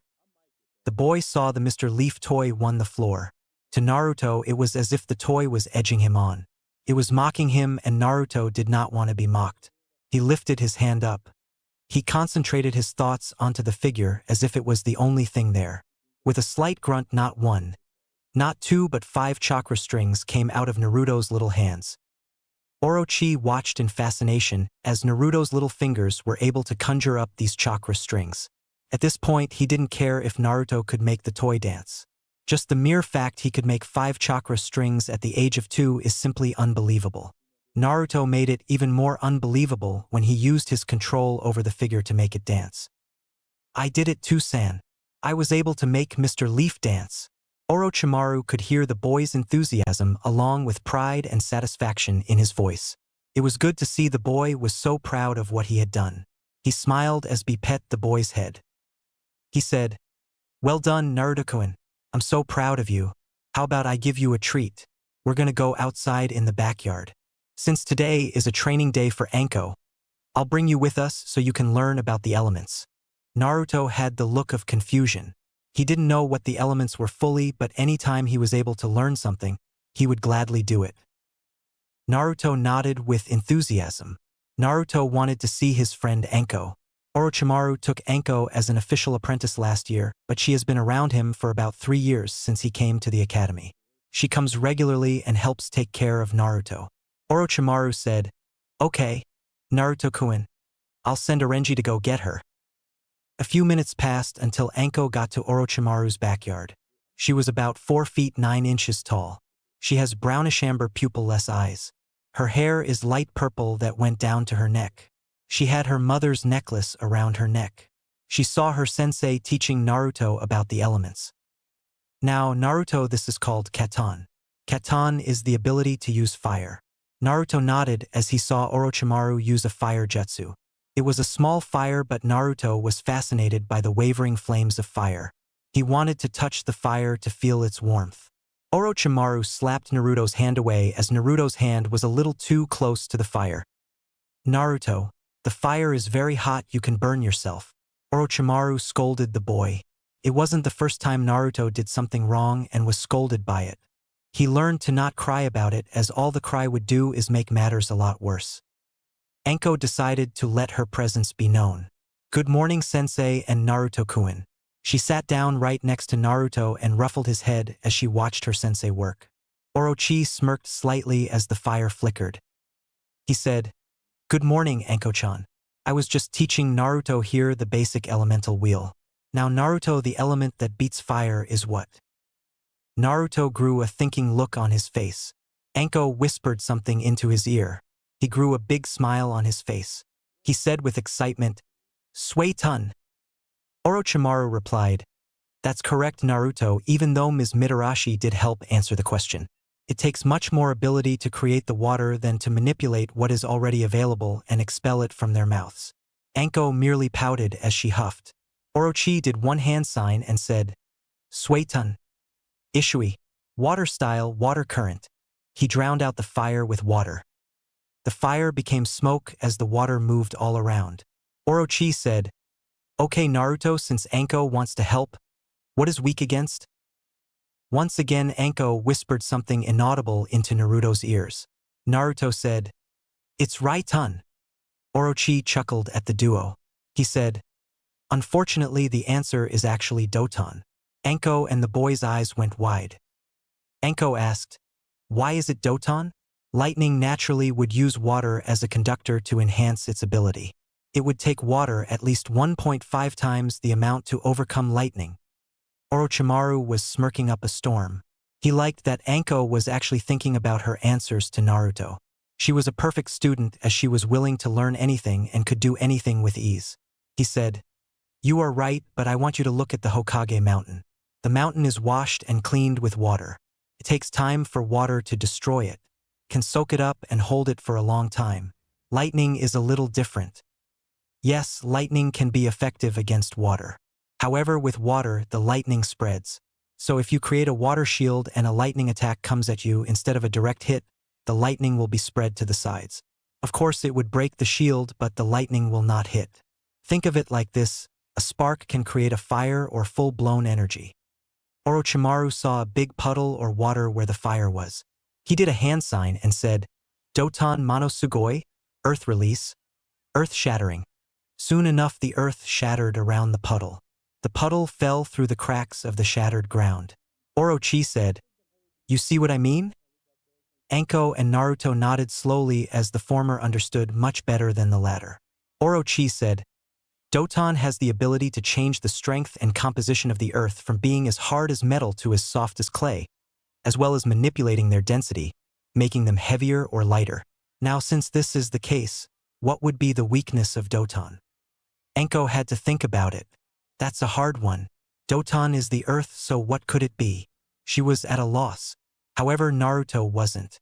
He just yelled out, "Raiton!" Orochimaru stopped mid-step. Shock was evident on his pale face. He could not believe it. He wouldn't believe it. He asked with a slight hesitation, What did you say?" Naruto clapped his hands as he repeated, "Tusan, it is Raiton." "Nope." Orochimaru was not hearing things. He said, That's correct, Naruto-kun. Anko-chan, I'm disappointed that you didn't get this one right." She huffed at her sensei as he continued. "The reason is can easily travel through and break the ground apart. Raiton allows the user to generate lightning by increasing the high-frequency vibrations of their chakra, allowing for piercing damage and fast movement. It does not move as fast as true lightning. Instead, due to the control the user has to exert over it, it moves far slower." "What would that mean for the opponent, Anko-chan?" Anko said without hesitation, "It can give opponents time to still react. Just like Kakashi's Chidori, right? Naruto was confused. He didn't know what a Chidori was, or for that matter a Kakashi, so instead he just listened to see what he can find out. Orochi really didn't like talking about that boy, but for this point in Raiton, he is necessary. Orochi commented, Kakashi is a different case altogether. He is able to quicken the lightning by a substantial amount. Normally a move like that would be an execution style when the opponent has no way of moving. The move itself is too straight. However, the reason it became signature move was because of something terrible. Naruto was of course intrigued. He watched his father talk about this Kakashi character and his Chiori or whatever it is called. Anko said after digesting the info, "What is so terrible about him that it actually gives him the advantage?" Orochimaru said, "The reason it is terrible, or actually I would say deadly, is because if he uses it too much he will die." He spelled it out for Naruto wouldn't catch on, or so he hoped. Naruto's mind started to hurt because he had so many questions bottled up. He just had to know something. He said in his squeak-like voice, "Dry? What's a kashi and how will it dry?" Orochimaru cracked a smile. The boy could be very smart and intelligent, but sometimes you got to remember you are dealing with a 2-year-old. He made a shadow clone and said, "Naruto-kun, my clone here is going to teach you how to draw inside. Anko and I have some adult ninja stuff to talk about." Naruto had a visible pout on his face. He wanted to know what a Kakashi was and how it dried. He relented, however, as he probably was not going to get his answer. He said, "Okay, San." Orochi smiled as he saw Naruto leave. He looked at his female apprentice and said, "Okay, Anko-chan, you wanted to know about Kakashi. To be quite honest, his ability to use the Chidori is more of a consolation prize to what's going on. As you know, he lost his eye in the war." She rolled her eyes as she replied, "Everyone knows that. I don't really see anything important about that." Orochimaru mentally frowned. Lately she has been more brash. She used to be so quiet and attentive, but now she has gotten loud. Maybe it's because she has been around Naruto. Or vice versa. He sighed inwardly. "Well, Anko-chan, what you did not know is that he lost his teammate. His name was Obito Uchiha." Anko's eyes went wide. Her mouth had officially closed her mouth and listened to her sensei more intently. "Let me tell you about the Sharingan. The Sharingan is a special eye as it has 7 more optical nerves and visual cortex than any other eye. The optical nerves send the illusions and visions to the brain. With the Sharingan there are 7 more of those. 3 of them are created by the body.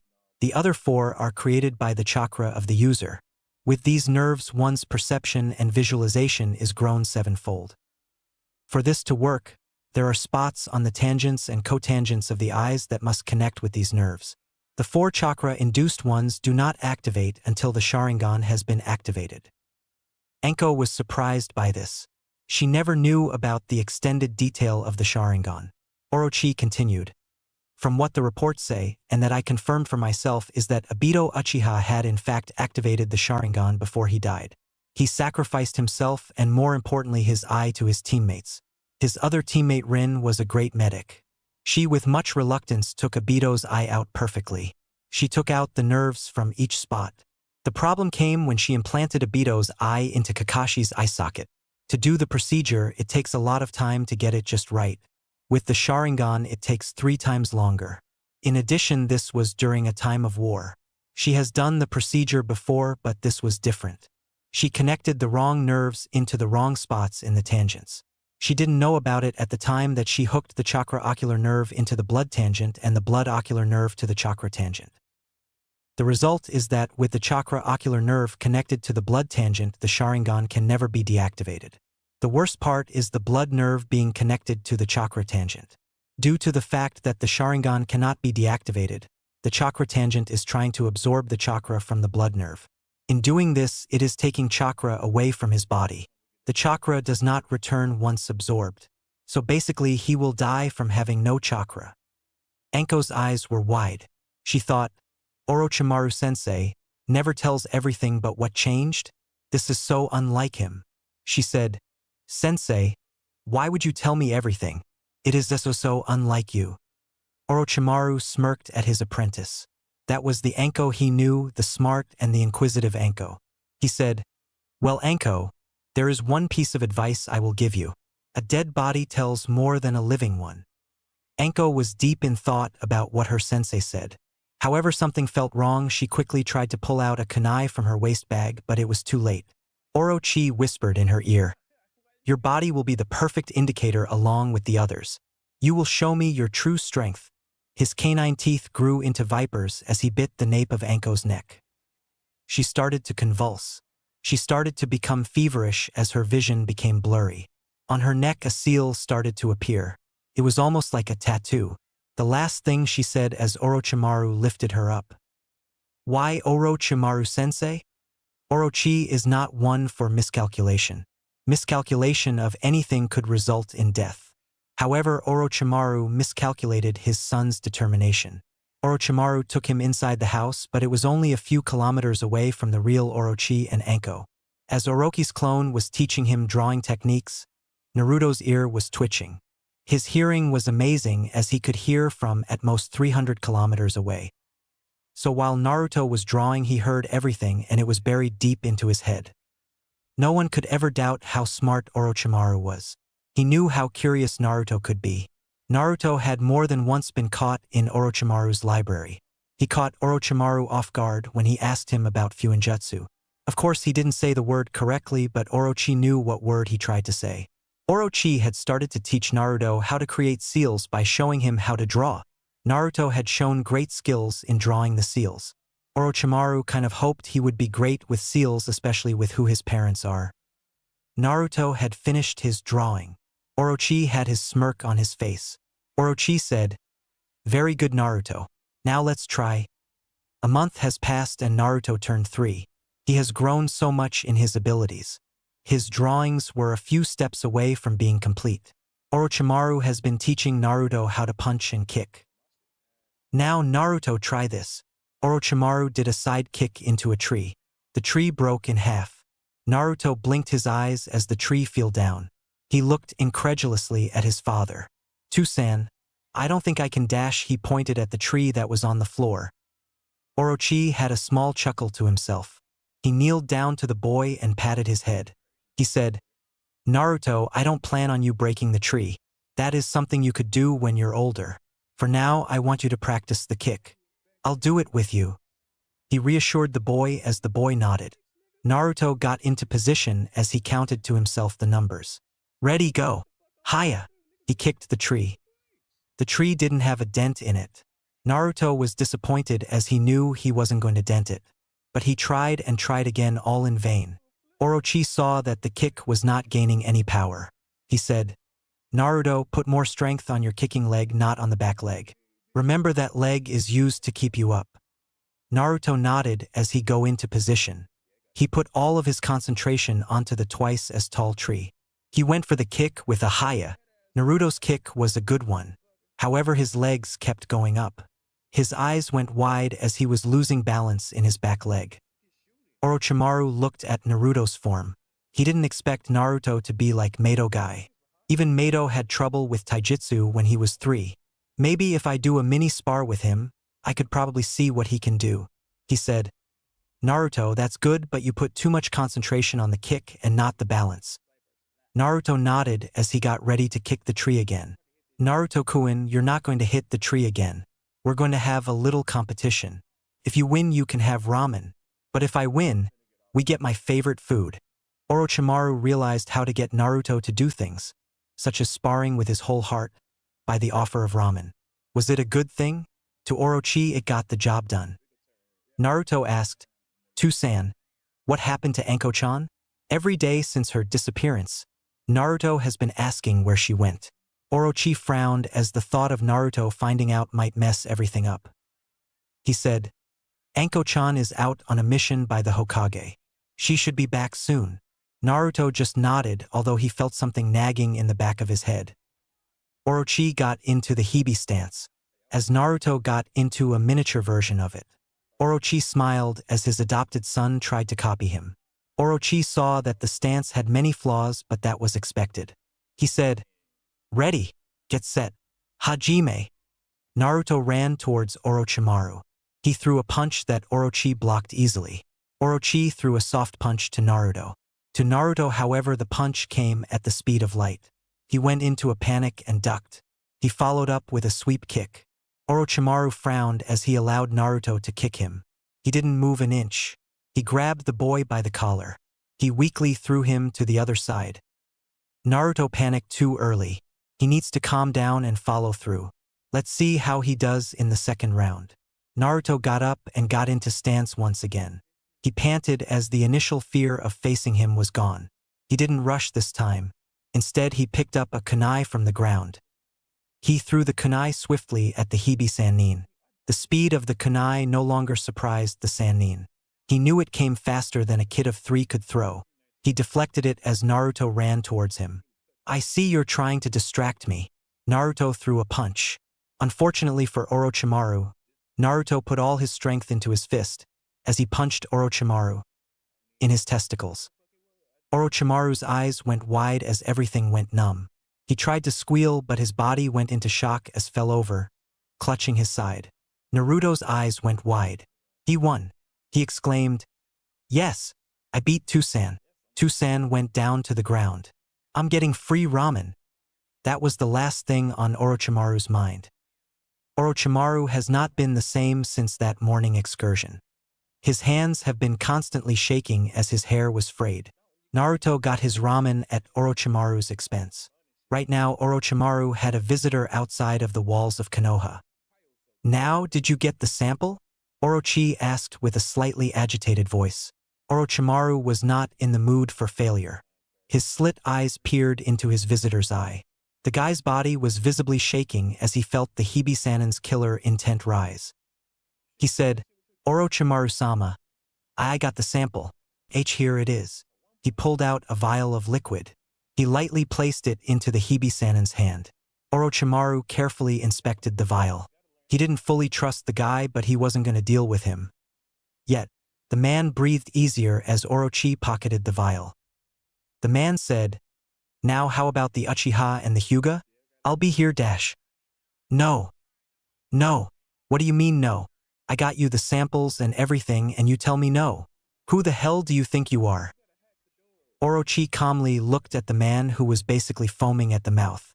He said, I would like for you to keep your voice down or somebody might see you before it's time. Now it seems someone is being greedy. We agreed on the Hyuga. The Uchiha was not in the discussion or else the demand would have been much more. The man growled at the Hibi Sannin. He said, Fine. I'll trade you the male Hyuga for a male Uchiha. Orochi's eyes narrowed at the man. He did not like being put in a situation like this. He said, No can do. There is only a 1/4 chance that an Uchiha can produce and a 1/16 chance of a Sharingan child.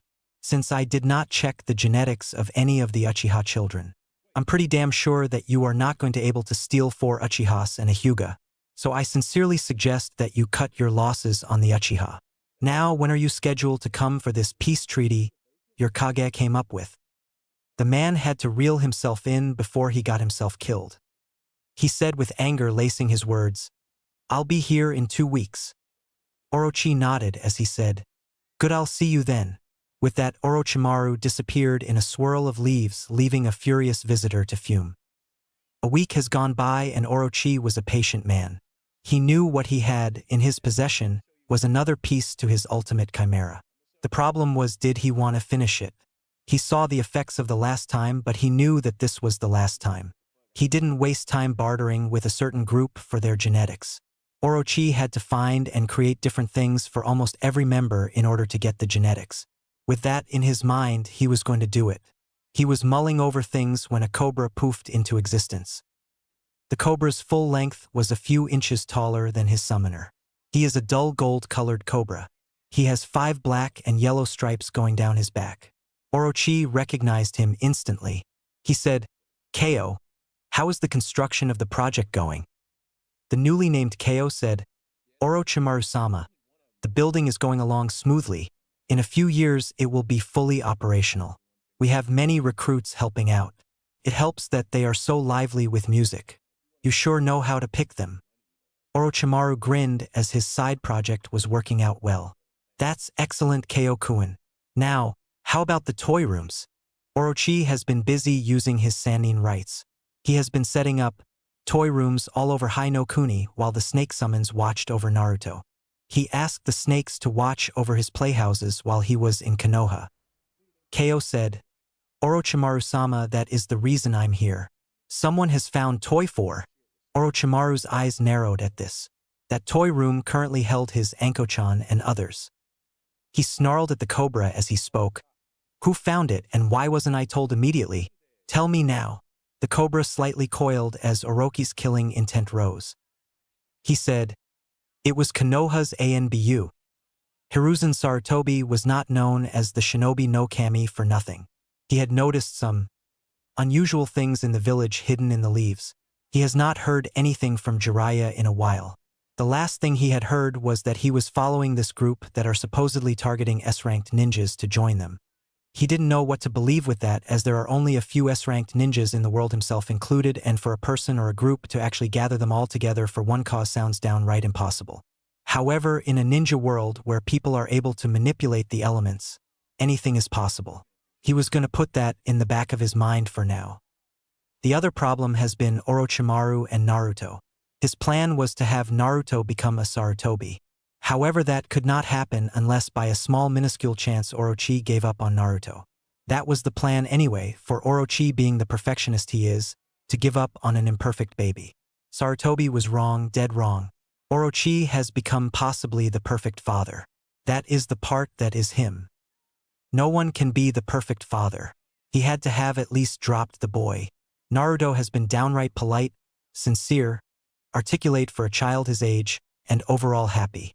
For heaven's sake, there was not even a hair out of place according to the doctor's report. This was not right and Sarutobi knew it. He just could not prove it. The final thing on his mind was this peace treaty with Kumo. Kumo could be described as two things: aggressive and cunning. They were the snakes that bit you when you are not around. He was not stupid. He was aware of their plans. He knew Kumo set this ploy up to possibly steal something, more specifically someone. The question is always who. Then there was that purple-haired Genin. She went missing a month or so ago. This was the 10th abduction in the last few months. She was supposedly on mission with her team, but the presiding Jonin said she wasn't even on the team. Although she was an orphan after the Kyuubi attack, there were a few that actually cared for her well-being. His mind went a mile a minute as he had to be smart about this. If everything goes correctly, he could avoid any unnecessary fighting, a peace treaty and a round of good lightning country smokes. That, unfortunately, could only happen in a perfect world. In a blur, a female ANBU member kneeled in front of his spacious office. He gained a stern look on his face as he said, "Report!" The female stood up and bowed at her leader. She took off her mask, taking off the genjutsu that it activates when it is on. She said, "Hokage-sama, we found someone has experimental lab that was not authorized by you or the daimyo of Hai no Kuni."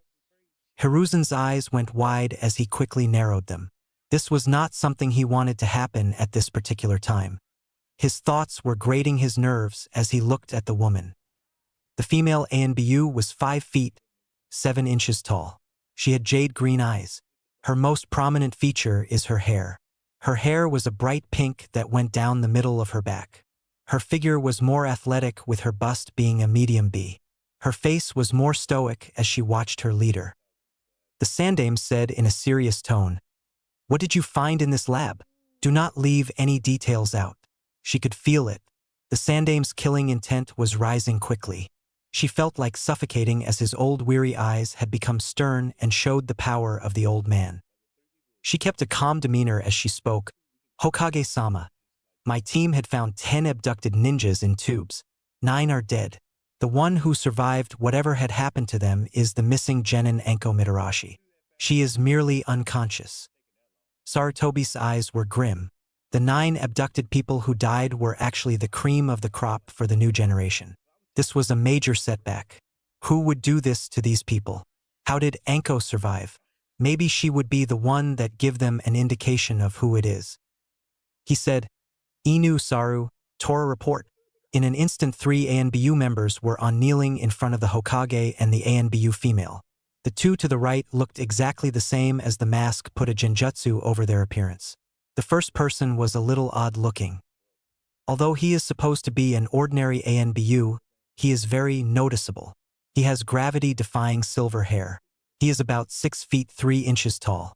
He wore a black t-shirt with the special ANBU vest with black pants.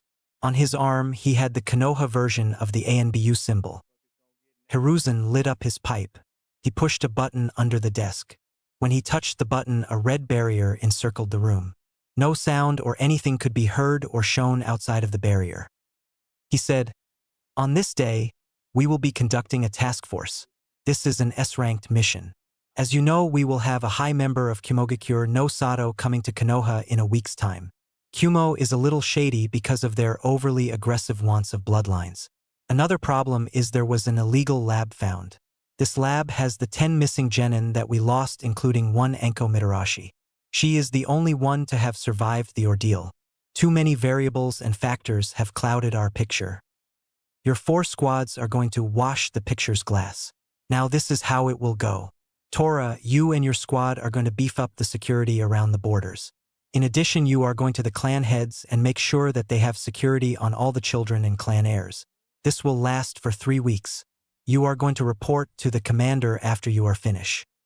Now, Saru, your squad's job is going to search the perimeter of Hainokuni.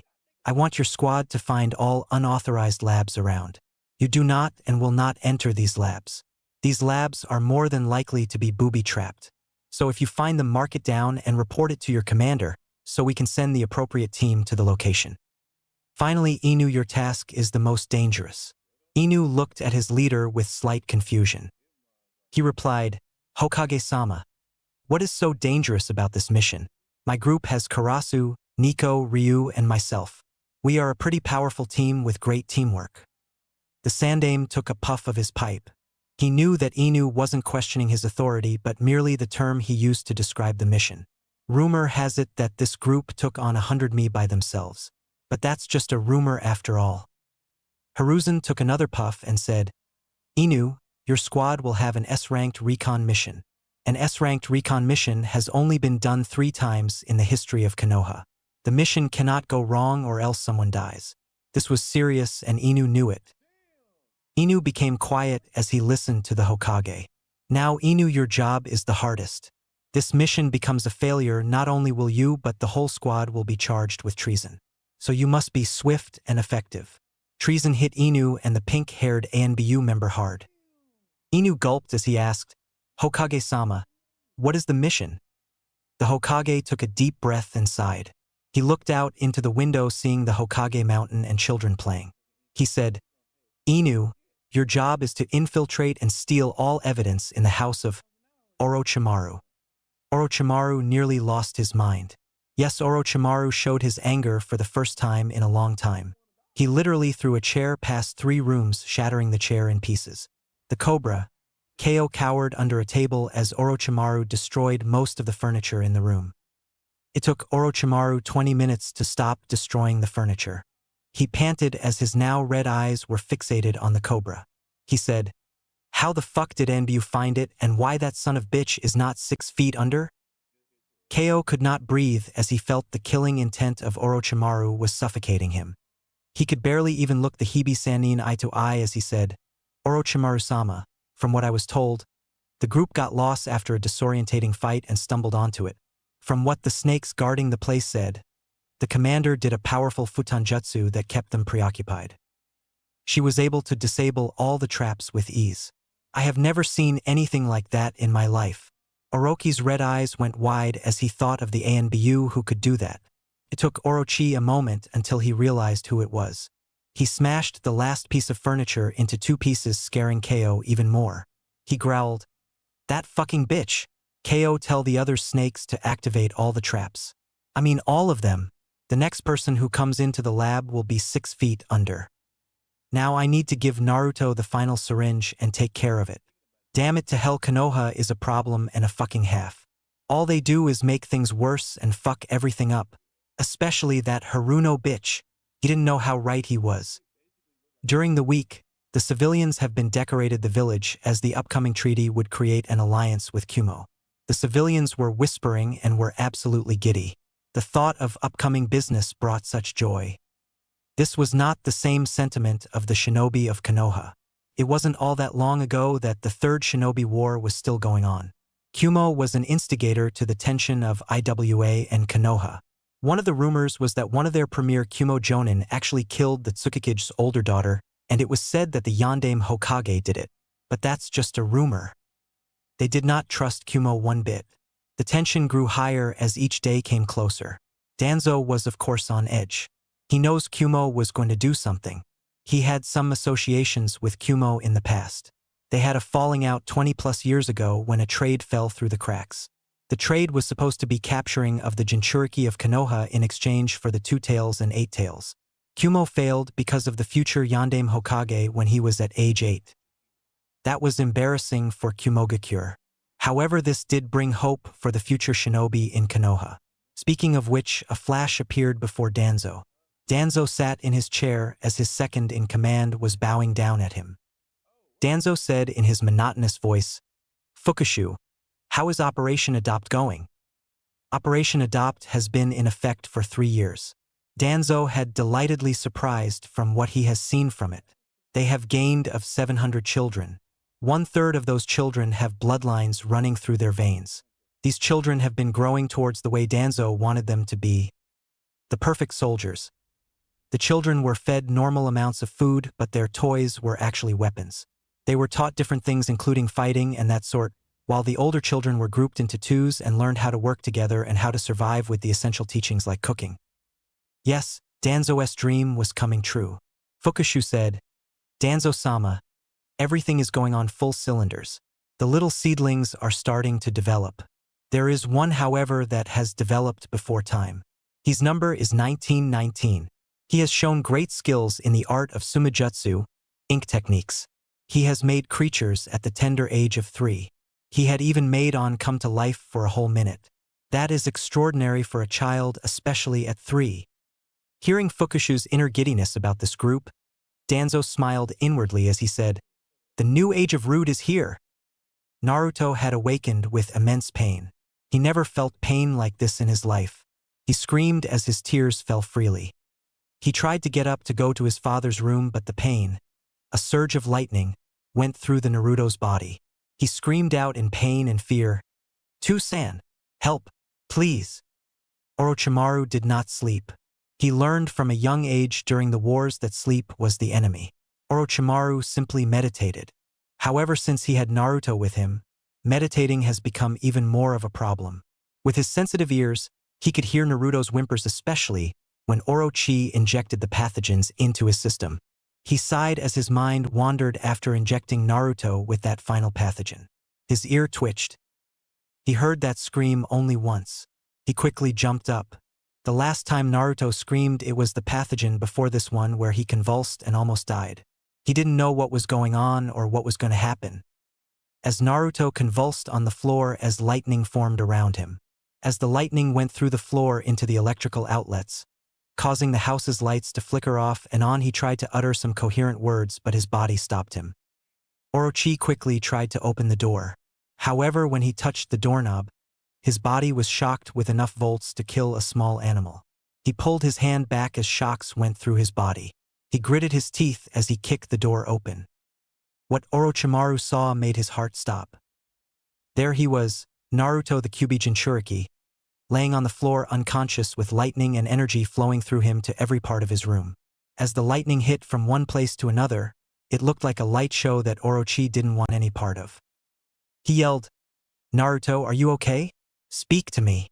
He tried to get close to the boy. Boom.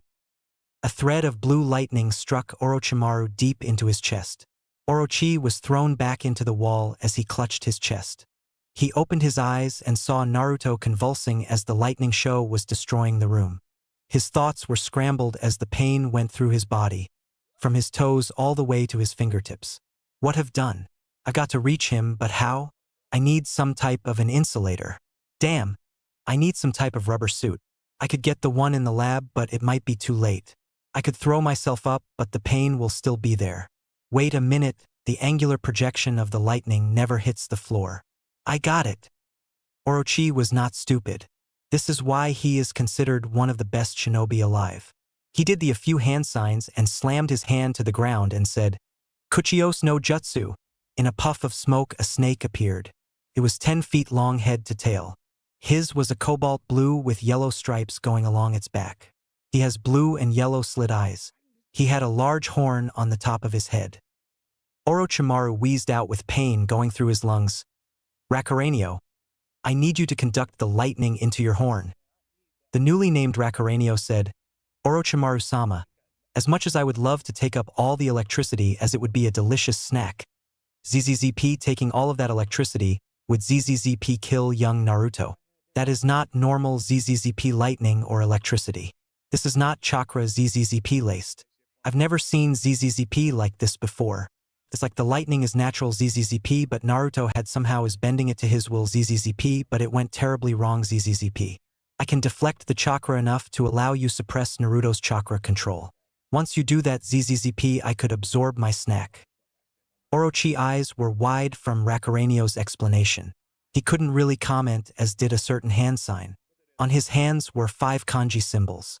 The first is the kanji sign for metal. The second one is the symbol for wood. The third one is the symbol for water. The fourth one is the symbol for fire. The final one is the symbol for earth. He said, "I am ready, whenever you are, Rakaranio." The snake nodded as it quickly took hold of the lightning charge. Soon all the electricity was focused on Rakaranio. This was as painful as it could get for the snake, as its purpose was to eat the electricity, not absorb and deflect. It was like letting the prey beat up the predator. He hissed at Orochimaru as the lightning was going through his body unnaturally. "What are you ZZZP waiting for? Go get the boy and stop him *ZZP* before I become ashes." Orochimaru was a little frozen. To him, he saw not one but 2 individuals he held in high regard were dying. He never froze up like this before and didn't like it at all. He felt useless. It was not until Rakaranio yelled at him to realize that he had to do something. He rushed towards the boy and flipped him over. He could see, even with Naruto's eyes wide open, that Naruto was deeply unconscious and had a great possibility of dying. He heard Naruto whisper with life knocking on death's door, "Help me, San." He did what he had to do. With much regret, he said, "Sorry about this, Naruto, but this is the only way." Gojio Fuin, 5 elemental seal. He pressed the 5 symbols onto Naruto's stomach. Rakaranio's body started to feel the heat coursing through his body. He shuddered as he knew if Orochi doesn't do something quick, he would be done for. He closed his slitted his eyes as he could feel the lightning gaining momentum over his body.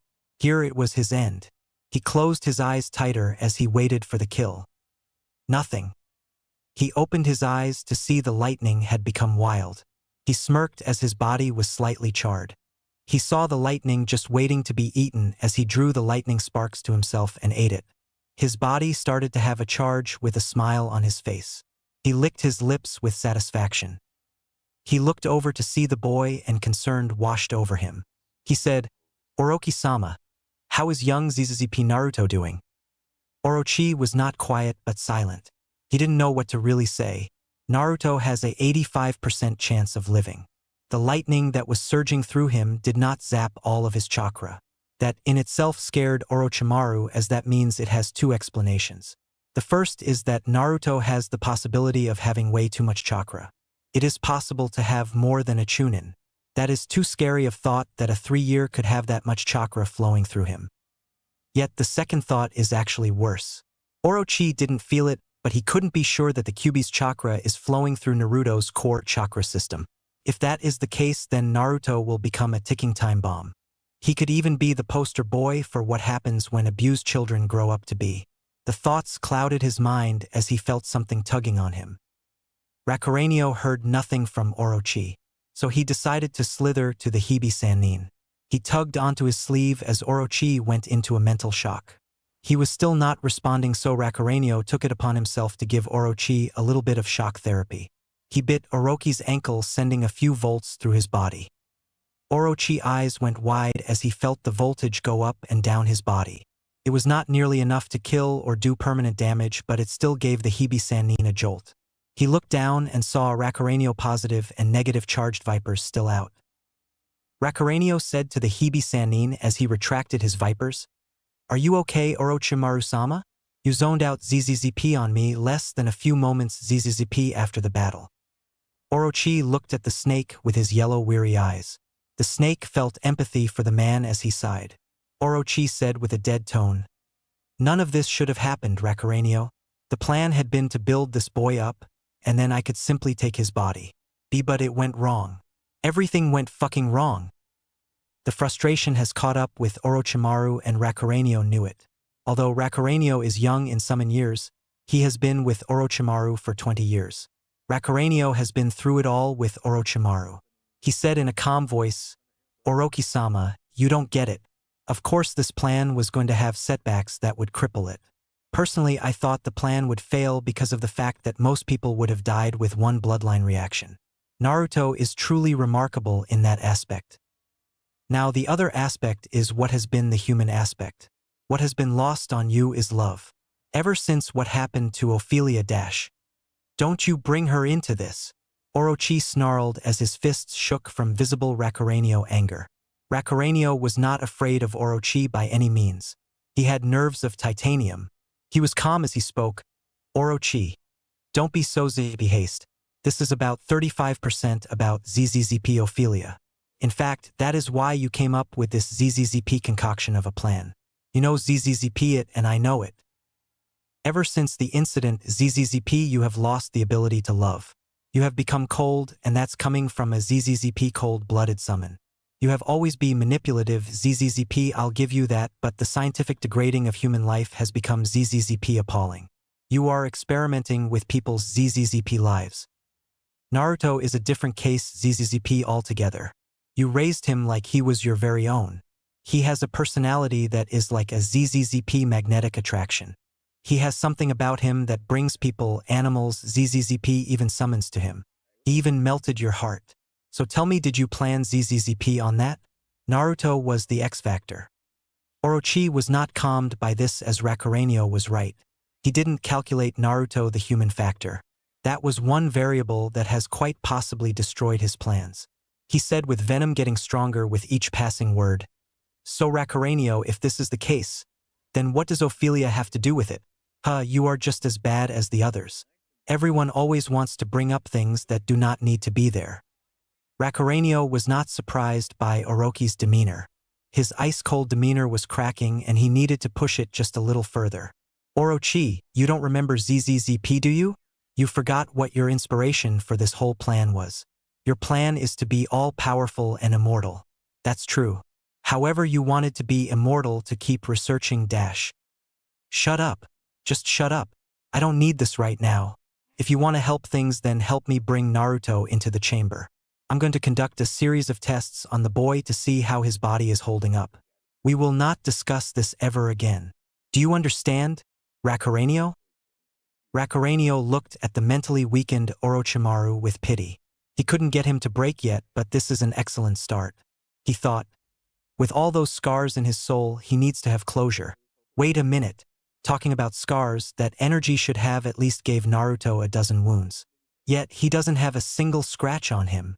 He said, "Orochi-sama, there's something wrong. Really, really wrong."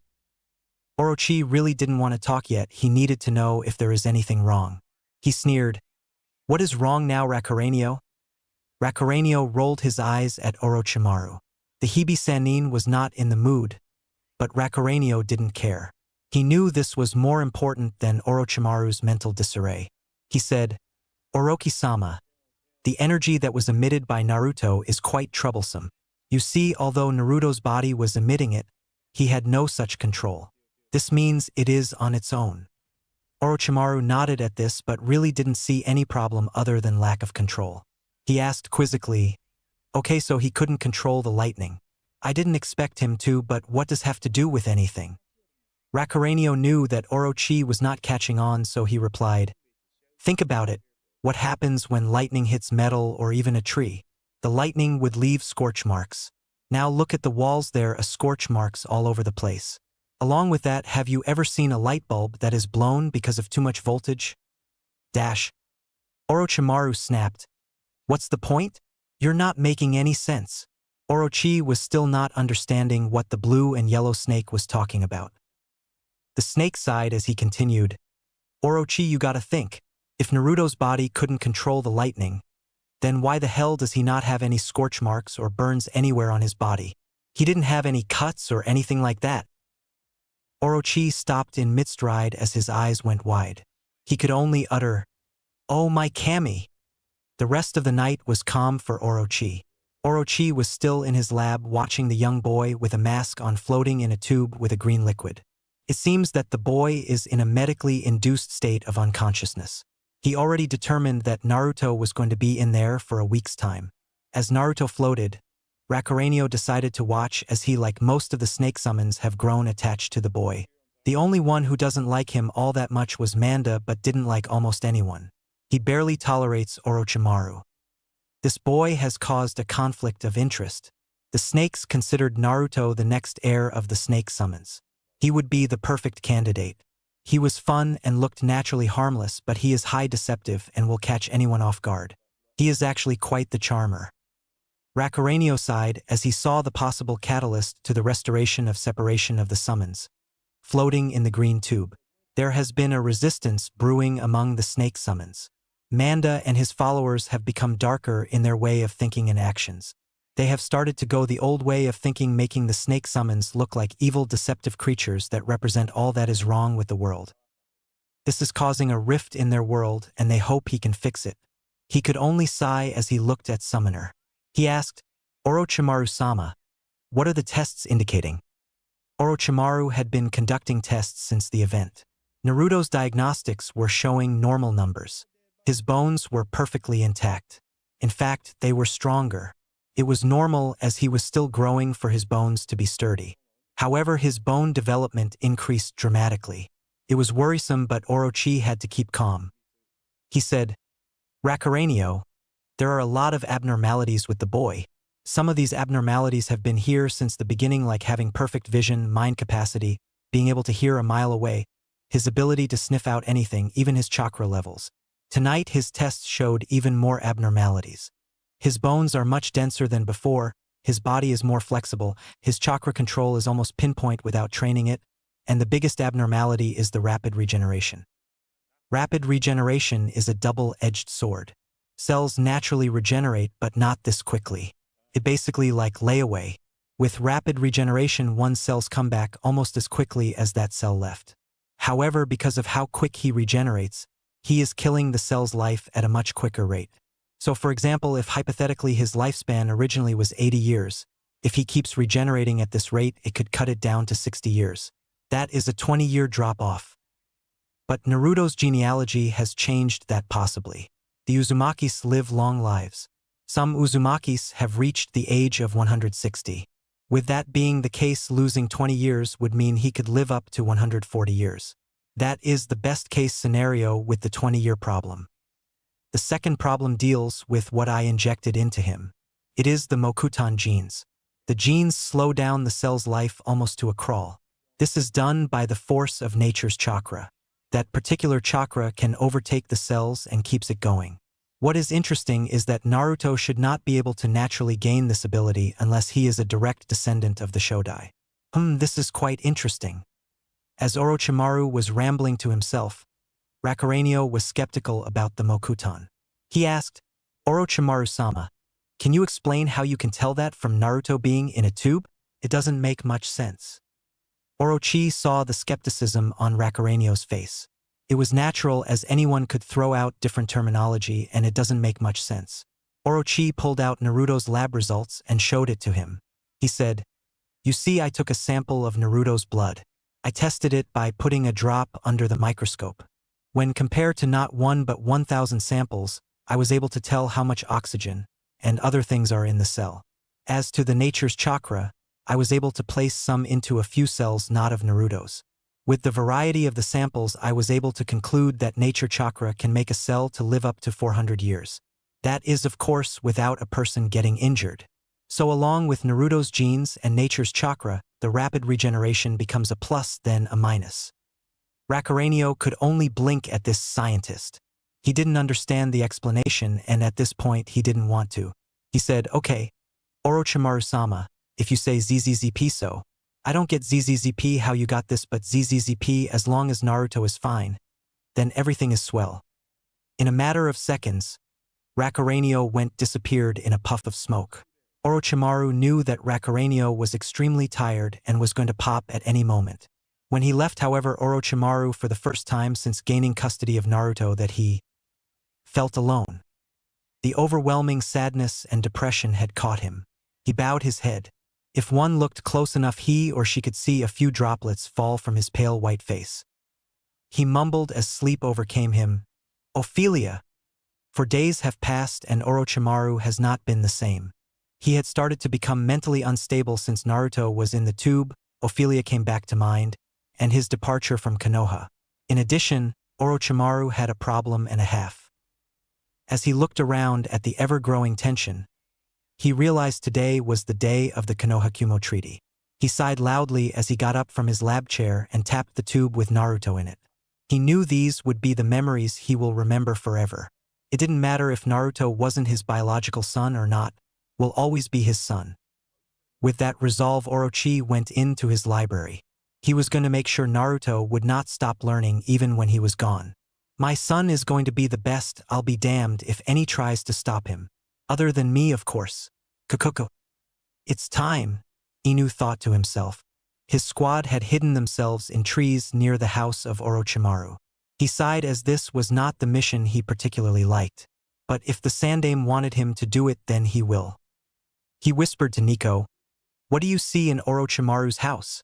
Nico was about 5 feet, 8 inches tall. Her face was a little narrow. Her body is curved like an hourglass with a small C-cup. She has long purple hair. She was about 14 years old. On her back was a slim sword. She used her binoculars to look into the house. She said, "Buntecho, I don't see him anywhere. It seems like he has left for some reason. I didn't see him leave the house, but he's out of range." This made Inu frown deeply. Right now, Orochimaru was a variable that can't seem to remain constant. He said, "Ryu, use your teleportation ability to assess the situation better." Ryu nodded. Ryu was about 5 feet 11 inches tall. He had short brown hair. His face was pointy. He is wearing a long-sleeved, dark hunter green and black t-shirt along with a black flak jacket. His pants were black with seals on the sides. On his back he has a slightly curved katana hidden in a sleek sheath. His mask was a dragon with beady, jet black eyes.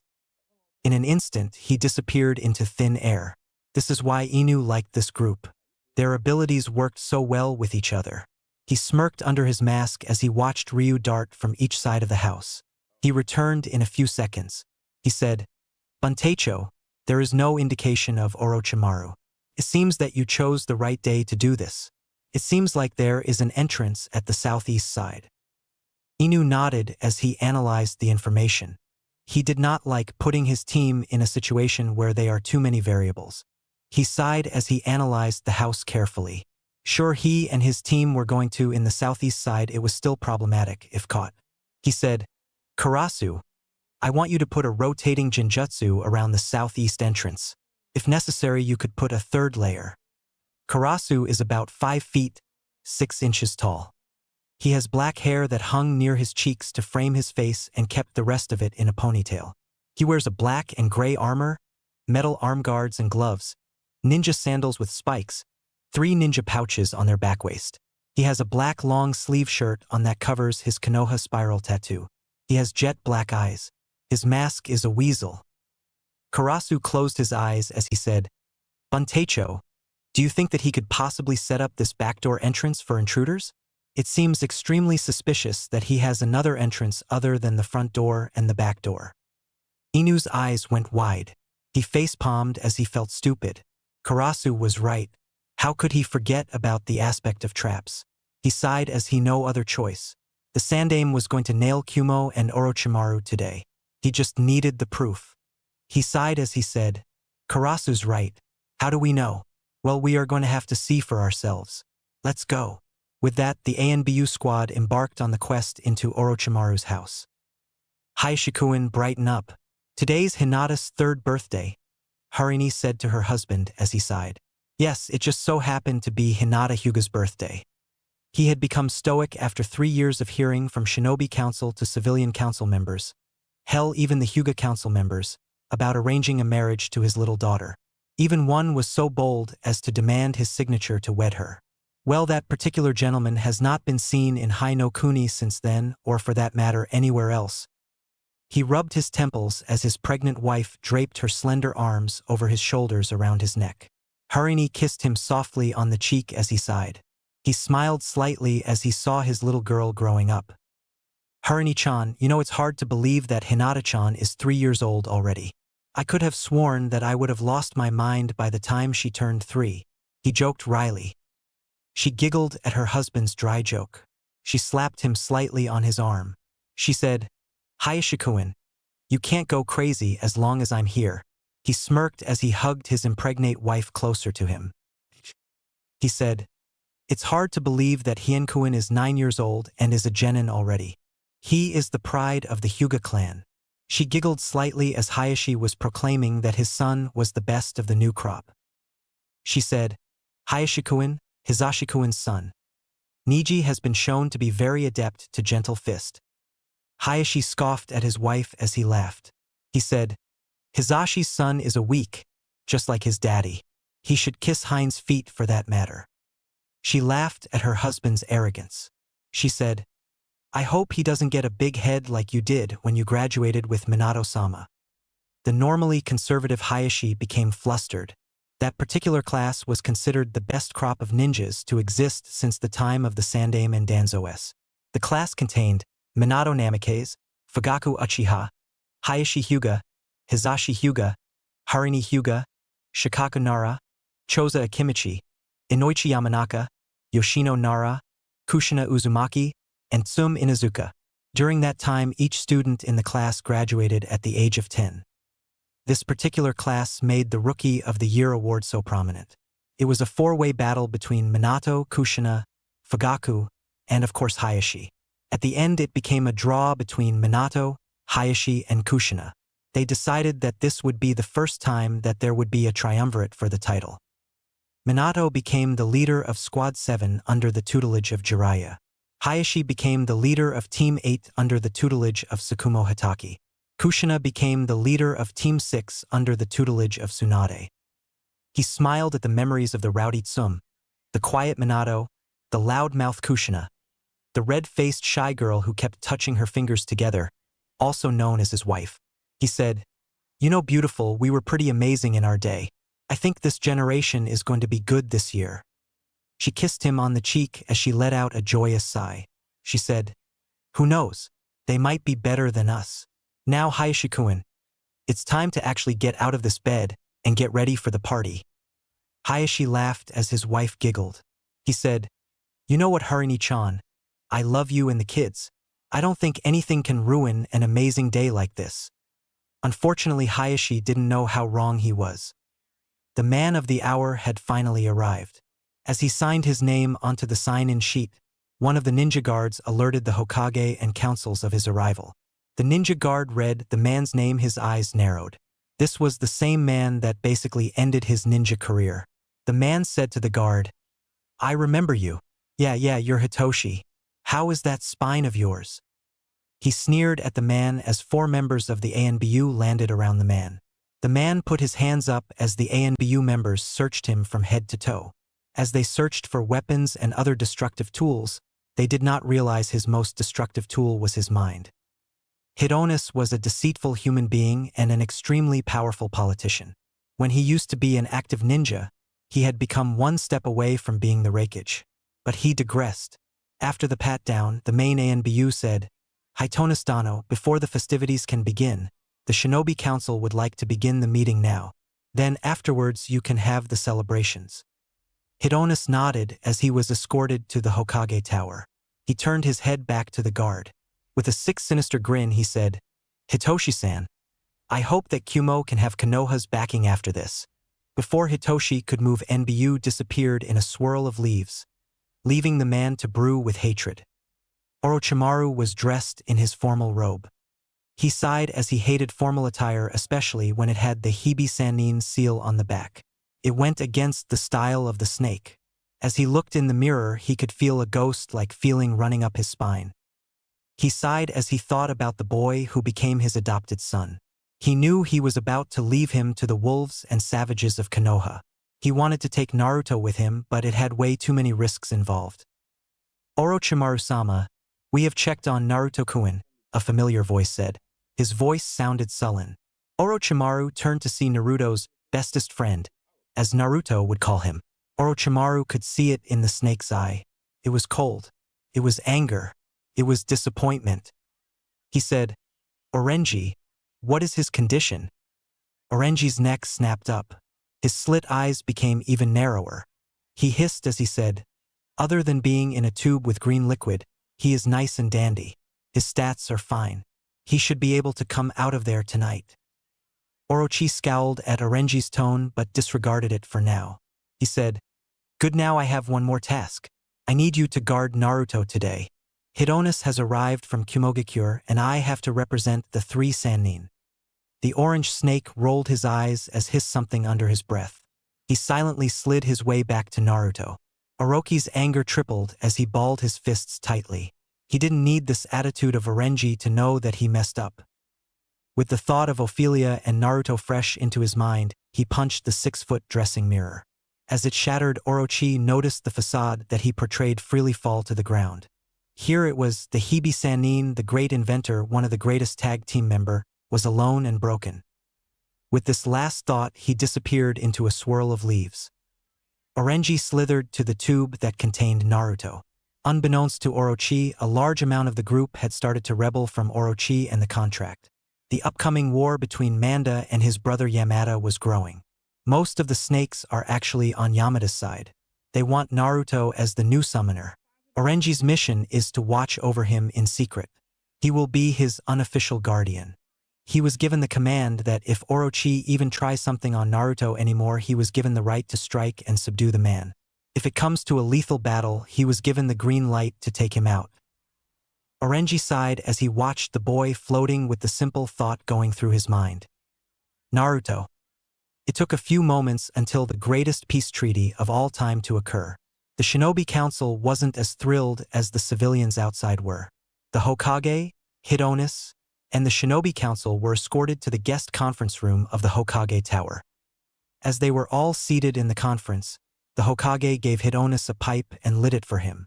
The Hokage said, welcome Shinobi Council and Hitonis-san. Today is a great day. It is an honor for Konoha to welcome one of the highest-ranking members of Kumogakure. Today is not a day of war but a day for peace, an olive branch that Kumo graciously offered. With this, it is my pleasure to let Hitonis-san begin the treaty discussions. Hidonis stood up and bowed to the council. He said, it is a privilege to meet you here. It is even better as this meeting is for the peace between 2 of the greatest nations. Hidonis pulled out a scroll from his pocket. He opened the scroll and continued speaking. Kumo would like to begin the peace treaty with the MAD or the mutually assured destruction discussion. As you know, we have 2 Jinchuriki, Nibi and Hachibi. We know that you have the strongest one in the Kyuubi. To ensure our treaty, we would like for 2 things to happen. The first is that we mutually agree that in any future wars we will not use the Jinchuriki as weapons against each other. Hiruzen and the Shinobi Council were in deep thought about this proposal. Hayashi said, you know Hitonis-san, I must ask out of pure curiosity, why is it that we are talking about supposed future wars? It seems a little suspicious that you bring up wars at a peace treaty. Hidonis growled inwardly at Hayashi Hyuga. However, in an instant, the growl grew into a sinister smirk. He was going to enjoy taking some of those unmarked Hyuga children from them. His partner in crime, who sat on the opposite side of him, was smirking up a storm. Well, Hitonis-kun, let's see your bread and butter at work. Hidonis said in a calm demeanor, you bring up an interesting point in the matter of war talk in peace treaty. I brought this up because of a peace treaty that was broken a few years ago, when Takigakure attacked us. They used the Nanabai as leverage against us. We were able to defeat them but lost a lot of ninjas. We do not want the small innocent non-ninja countries around us to be destroyed. Hiruzen saw some valid points but something didn't seem right. Why was it that his spies in Kumo were not able to tell him about the conflict with Taki?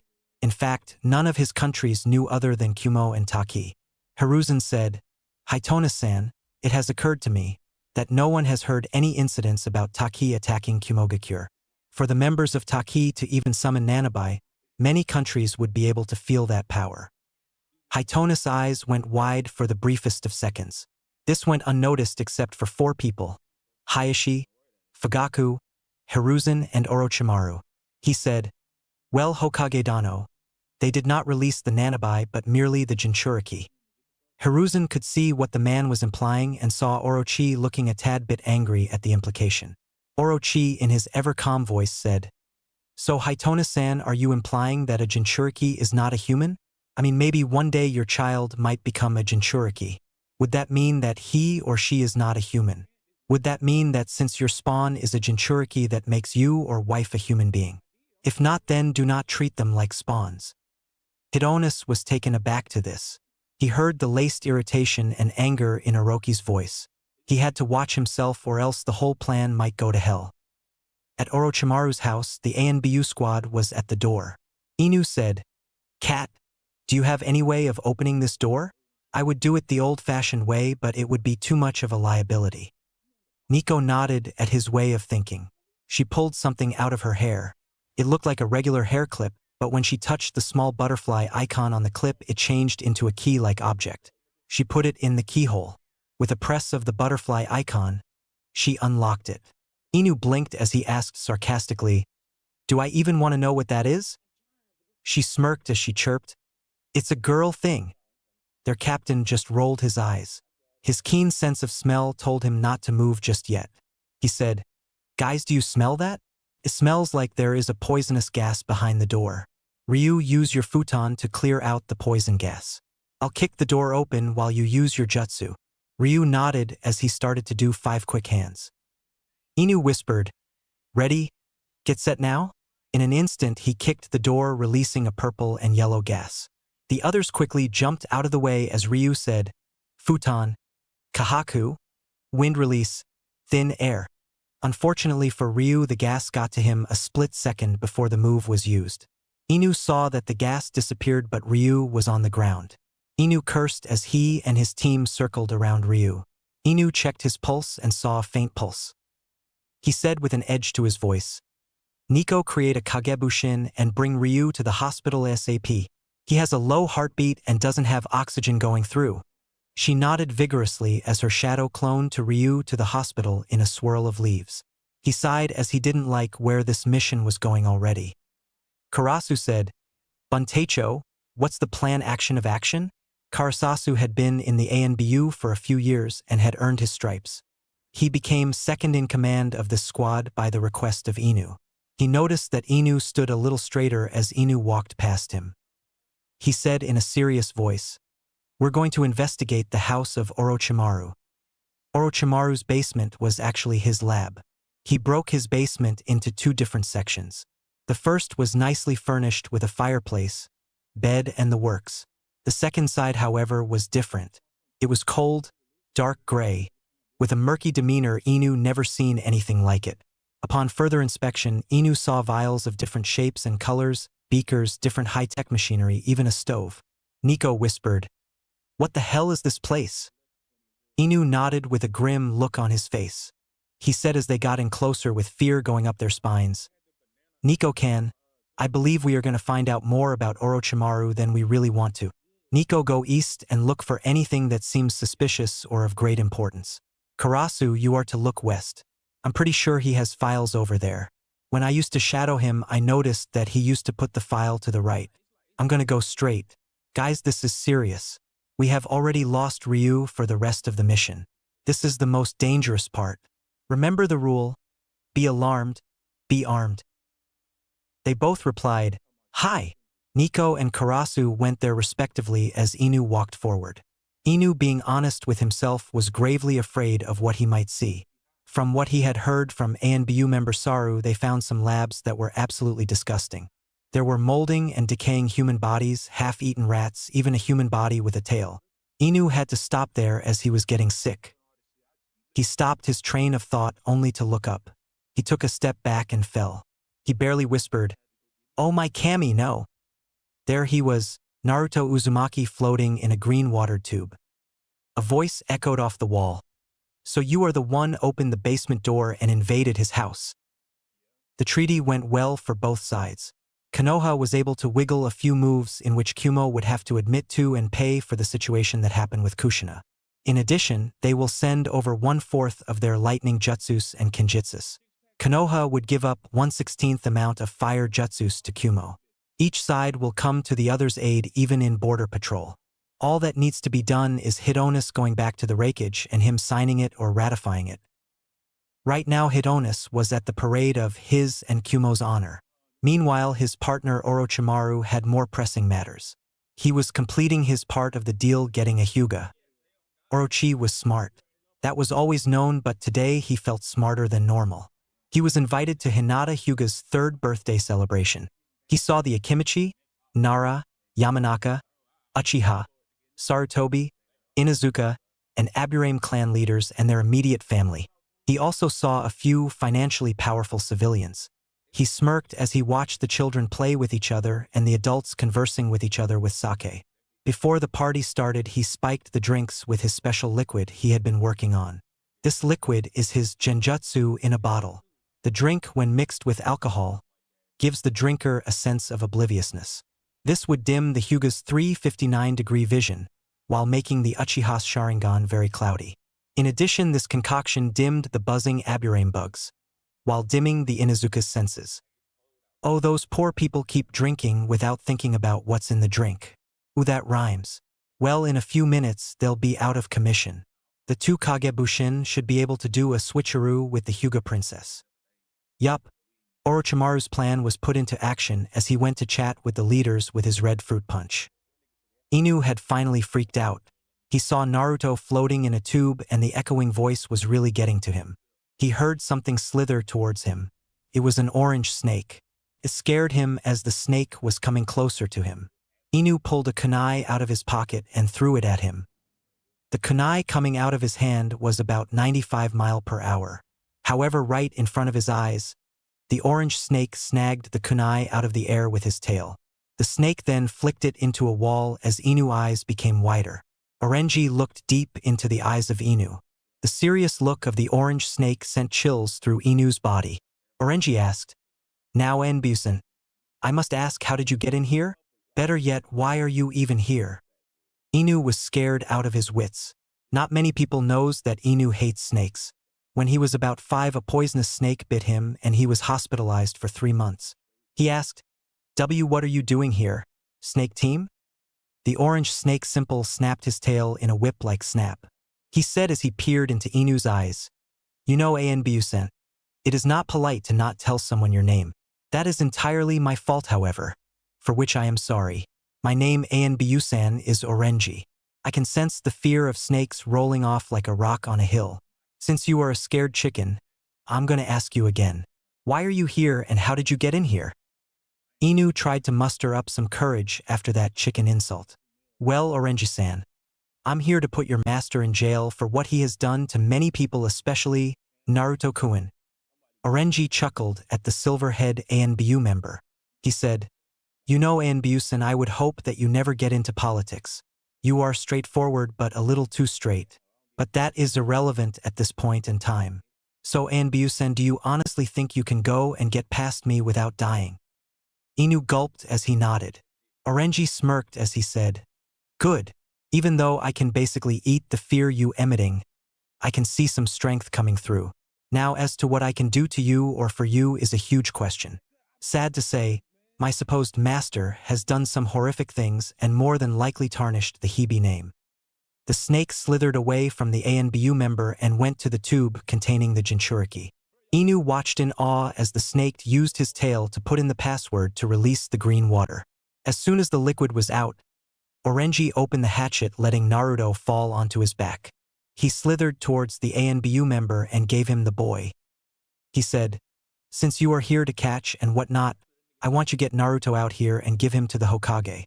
The boy should not see his Tusan being taken away. Now go, I need to clean up." Inu nodded as he carried Naruto in a fireman carry. As he started to go, Orenji said, "Oh, and by the way, you were gonna have to throw that kunai a lot quicker to hit me. Inu decided not to say anything as the other two members joined him and left. Orenji sighed as he closed the door. He muttered to himself, I better play unconscious or Orochi might not believe me. With that, the orange snake slithered to where the open tube was and turned over. Hidonis was enjoying himself. This parade with all of the yellow and black, representing Kumo, confetti coming down out of the buildings and with the shouting of his name almost made him feel bad for what he was going to do. Almost. He knew what the fate of those Hyugas was going to be. He didn't care so much as he only cared about was Kumo and its survival. So if it meant that one or two people had to suffer, then so be it. He liked his lips as he saw the rakeage hat on top of his head. The parade was ending as it was almost time for him to leave to Kumo. He smirked as he would have something to bring back with him. He said to the crowd of thousands of people, and with the Hokage next to him, Civilians of Kanahagakure no Sato, it has been an honor to be here with you to hopefully celebrate a bond between two of the most powerful villages of all time. Hopefully in the near future the will of fire and the heart of lightning will be fighting as one. I, as a representative of Kimogakure, am proud of what we were able to accomplish today embarking on a new future. Your hospitality knows no bounds as this parade shows me. This parade will go down in history of the day that my and now your brothers and sisters in Kumo will hold hands together as one. Thank you Konoha for this day. The crowd erupted as they shouted his name and Kumo's. Hiruzen clapped and showed outwardly happiness. Inside, however, was much different tune. No wonder Kumo sent this slime ass here. He has a tongue made of silver. You could tell that he was all bullshit, but the way he talks makes him seem like he is the fucking six paths. The faster he gets the hell out of Konoha, the better before I start to smell controversy. The Hokage said, Citizens of Konoha, it is time for our brother, as he affectionately calls himself, to leave for Kumohakure to agree to finalize and or ratify it. For this peace treaty to be finalized, he needs to go quickly. Let's give him a big Konoha send-off. The crowd erupted again as the ANBU escorted the waving Hidonis to the gate. Hidonis smirked inwardly. It's almost time for my prize. It's almost too easy. In a moment Hidonis was in front of the gate with the Hokage and 4 ANBU in front of him. The Hokage asked, Are you sure you want to go alone? It can be extremely dangerous. Hidonis waved his hands. He said, Hokage-sama, you and the whole fire country has given me such an amazing event with even better hospitality. I could not ask for much more. I want to wish you a great deal of prosperity and that one day that two flints can create not only lightning but also a fire. He bowed to the Hokage as he left. The Hokage also bowed at him. He thought as he saw Hidonis jump tree to tree. Something is not right. I don't know what it is, but it is bad. I can feel it. While Orochi was conversing with the adults and parents, his shadow clones were completing their mission. They were on top of the roof surveying the children. He noticed that the Hyuga princess was a tad bit drowsy. More like exhausted, one clone thought as he remembered that was how Naruto was. He had to shake his head from those thoughts as it was while breaking. The clone transformed into an exact replica of Hinata. He said to the other clone, Get the chloroform ready. When he saw the other clone pull out the rag, he set himself as he said, Ready or not, here I come. 3-year-olds play like 2-year-olds but with more vocabulary. Right now Kiba, Chuji, Shikamaru, Ino, and the birthday girl Hinata were playing tag. Her older cousin was designated to watch her. Basically all he had to do was tell Hayashi-sama or Hien. As he watched them play, he could not help but think about his cousin that was 4 years his senior. Niji hated how much cooler his cousin was. He knew that his cousin was the heir apparent of the Hyugas. He huffed as he knew that he could beat him. One day, during his rant in his head, Orochi was able to do the switcheroo on Hinata. Hinata looked around to see where she was. She saw a man come behind her only to have a rag over her mouth. Shoo, it's okay Hinata-san. You will be asleep really soon. Soon enough the Hyuga princess was asleep. He snatched her up in a knapsack and started jumping building to building. He smirked as he said to himself, Everything is going according to plan. Oh, how wrong he was.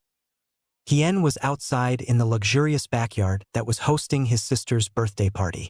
Today, Hien was able to get a day off because of the festivities. He smirked as he looked and acted just like Hayashi. He was considered the mini Hayashi.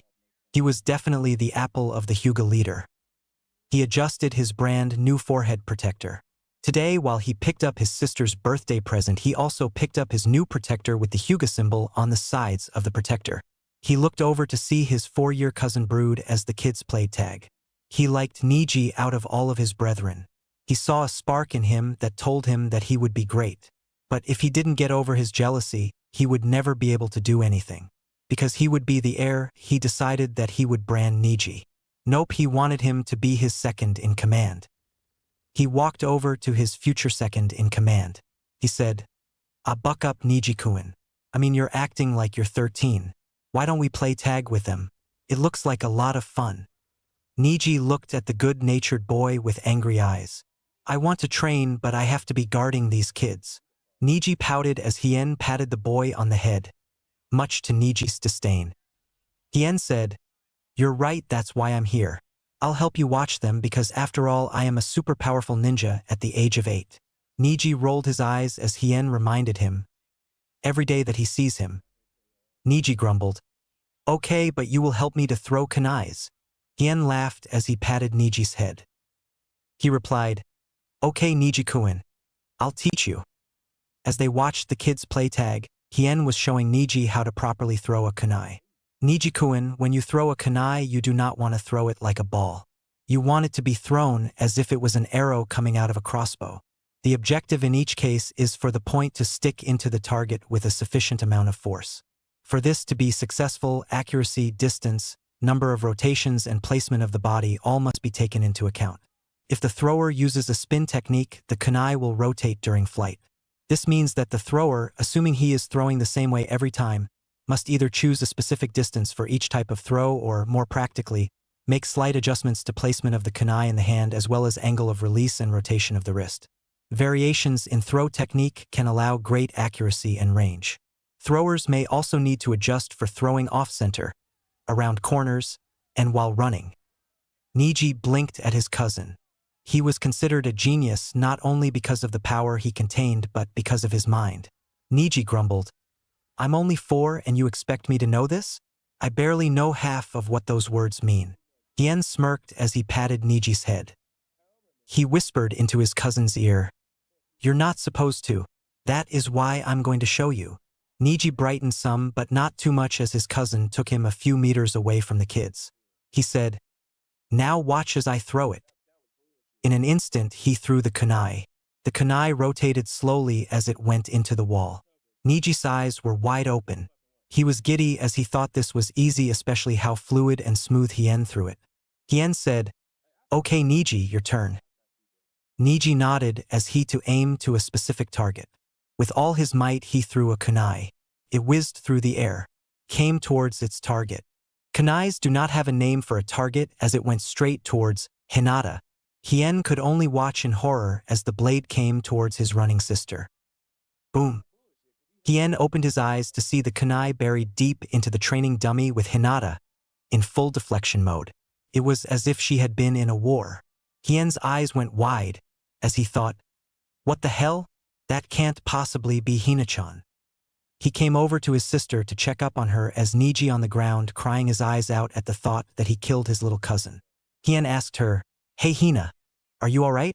You were awesome in deflecting that kunai. Let me check something." Hinata nodded as she watched Hien intently. "Shit, I messed up. It's a reflection. What was I supposed to do?" Hopefully he didn't think I'm a fake. As he was checking her body to see if anything was wrong, he slowly pulled out a kunai. Poof. Hinata burst into smoke after Hien jabbed her. Hien cursed loudly as he told Niji, "Niji get Tusan. Hinata is gone. I'm going to find her and save her." Niji quickly ran to get Hayashi as Hien activated the Byakugan. He was able to get her signature about 75 meters away. He had to hurry. With 3 kunais packed, he was ready to go save his sister. Orochimaru finally got the memories of his dead clone and he was furious. Why does everything fail because of children? He had everything packed into a scroll and it was almost time to leave. He excused himself from everyone and went to the bathroom. He simply had to go to someone's house. Someone named Haruno as he had a special parting gift for her. Hien raced towards the signature that had his sister with him or her. "Don't worry, Hina-chan. I'm coming to get you." As he rushed as fast as an 8-year could go, he was finally able to get close enough to the signature to see the transaction occur. The man was just outside of Konoha with another man. When he took a closer look, something sent chills up and down his spine. He saw his sister being traded from the hands of the Hibi-Sanin, Orochimaru, to the hands of the representative of Kumo, Hidonis. "Shit, this is bad, real bad. Kami, keep me safe as I'm about to take on a Jonin and a Kage. This is for you, Hina-chan." With that, he got closer. His heart started to beat faster as this could possibly be his last mission. He threw his kunai and hoped for the best. Orochimaru's clone was completing the transaction. He said, "Well, Hidonis, I hope your plan works out well. You know, after all, she isn't some nobody. She is the princess of the Hyuga clan and the only daughter of Hayashi. There will be backlash, but that is out of my hands. I washed my hands clean of this whole ideal." What Hidonis did not know was that the clone felt the boy's presence. He knew from the moment that he left that someone would be tracking him. He just didn't expect it to be an 8-year-old. This should be an interesting tale. A brother who would risk everything to get his sister back versus a man who would risk everything to save his village. Too bad I won't be able to see it. Once the it came into his mind, a kunai was darting towards him. He didn't move, however, as he wanted the smoke to figuratively and physically blow up in Hitona's face. The kunai hit him in the back. He blew up into a plume of smoke. "What the hell is going on, Orochimaru?" Hidonis shouted as the smoke filled the perimeter. Because of the Byakugan activated, Hien was able to see where his sister was.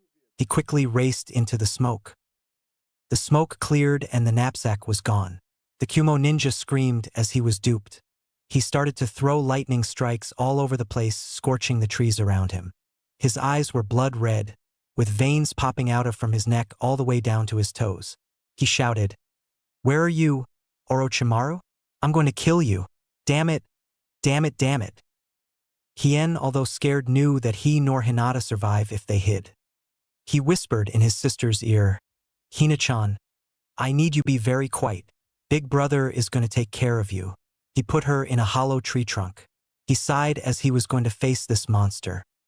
As Hidonis fumed and threw lightning bolts, soon he saw a shadowy figure come from behind a tree.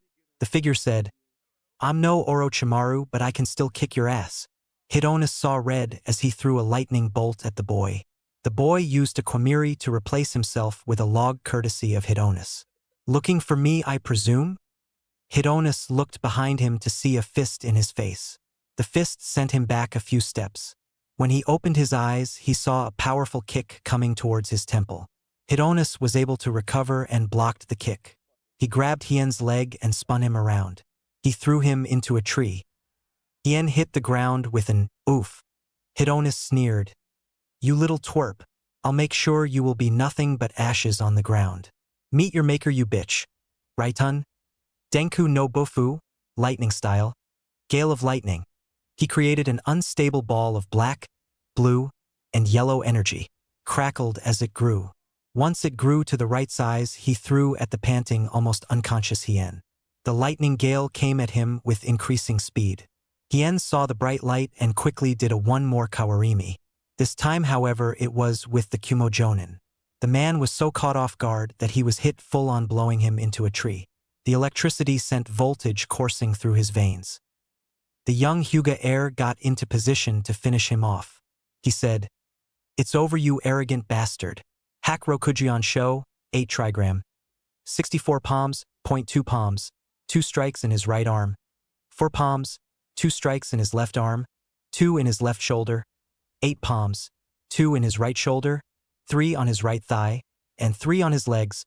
16 palms, 3 on his left thigh, 3 on his legs, 1 on both of his knees, 2 on his left biceps, 2 on left triceps, and 2 on his left kidney. 32 palms, 2 on the right biceps, 2 on the triceps, for more on the left biceps, 4 on the biceps, 2 on his right kidney, 6 at the ribs on the right, 6 at the ribs on the left side, 4 on the right pec, and 4 on the left pec. 64 palms, 4 on the clavicle, 5 on his right wrist, 5 on his left wrist, 10 on his left foot, 10 on the right foot, 3 on his right thumb, 2 on his right pointer finger, 3 on his right middle finger, 2 on his right, 2 on his right pinky finger, 3 on his left thumb, 2 on his left pointer, 3 on his left middle finger, 2 on his left ring finger, 2 on his left pinky finger, 2 at the sternum, 1 at liver, 1 at the pancreas, 1 at the head, and 1 at the stomach.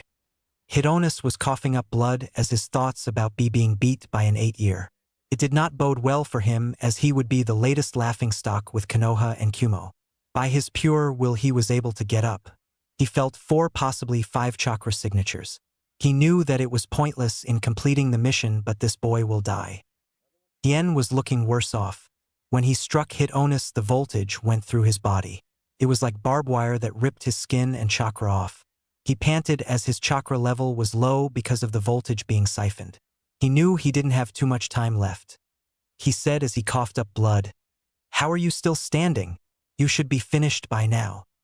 The man chuckled as the others dropped down in front of them. The 5 he saw were Hayashi Hyuga, Hisashi Hyuga, Harini Hyuga, Ko Hyuga, and Hohito Hyuga. He noticed that their bodies were weak and barely responsive. He said, "It's nice to see all you are here. I know I'm going to die, but I'm taking one of you with me." Before anyone could move, Hitonis said, "Raitun, Shirai, lightning release, lightning strike." Instead of pointing his lightning strike at Hien, he pointed it at the tree that contained Hinata.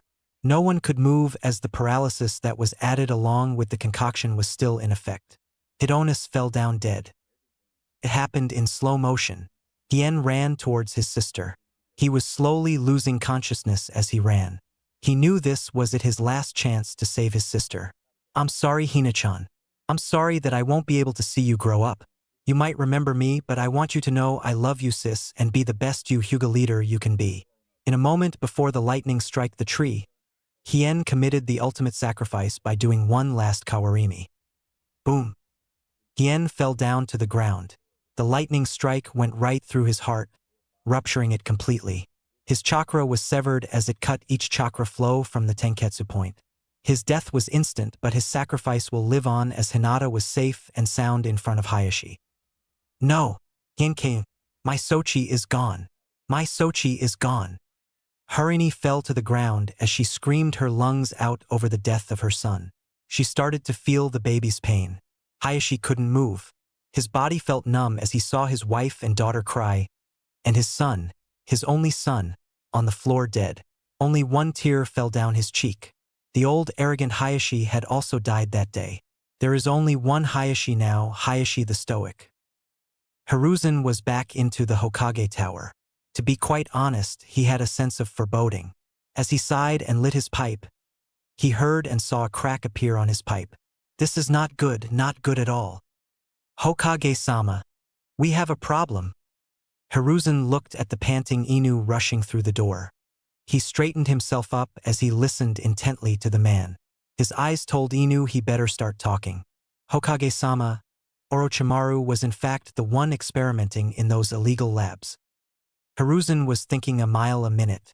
He said, "What proof do you have of such a claim? If we are going to bust him, I need proof." Instantly, documents in manila folders were on his desk. He glanced through each file as the sickness in his stomach grew with each passing second. Inu said with a grim voice, "Hokage-sama, it seems like he also experimented on Naruto Uzumaki." This made the Sandaime Hokage to look up at the ANBU member. He could not believe it. How could this monster do this under his nose? He slammed his fists on the desk, breaking it.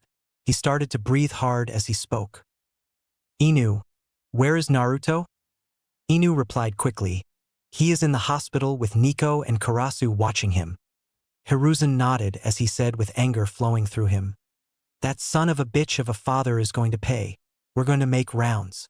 Is there anything else you need to tell me?" Inu nodded as he said, "Hokage-sama, we also found an operation he created. This operation is to kidnap the Hyuga Prin Dash."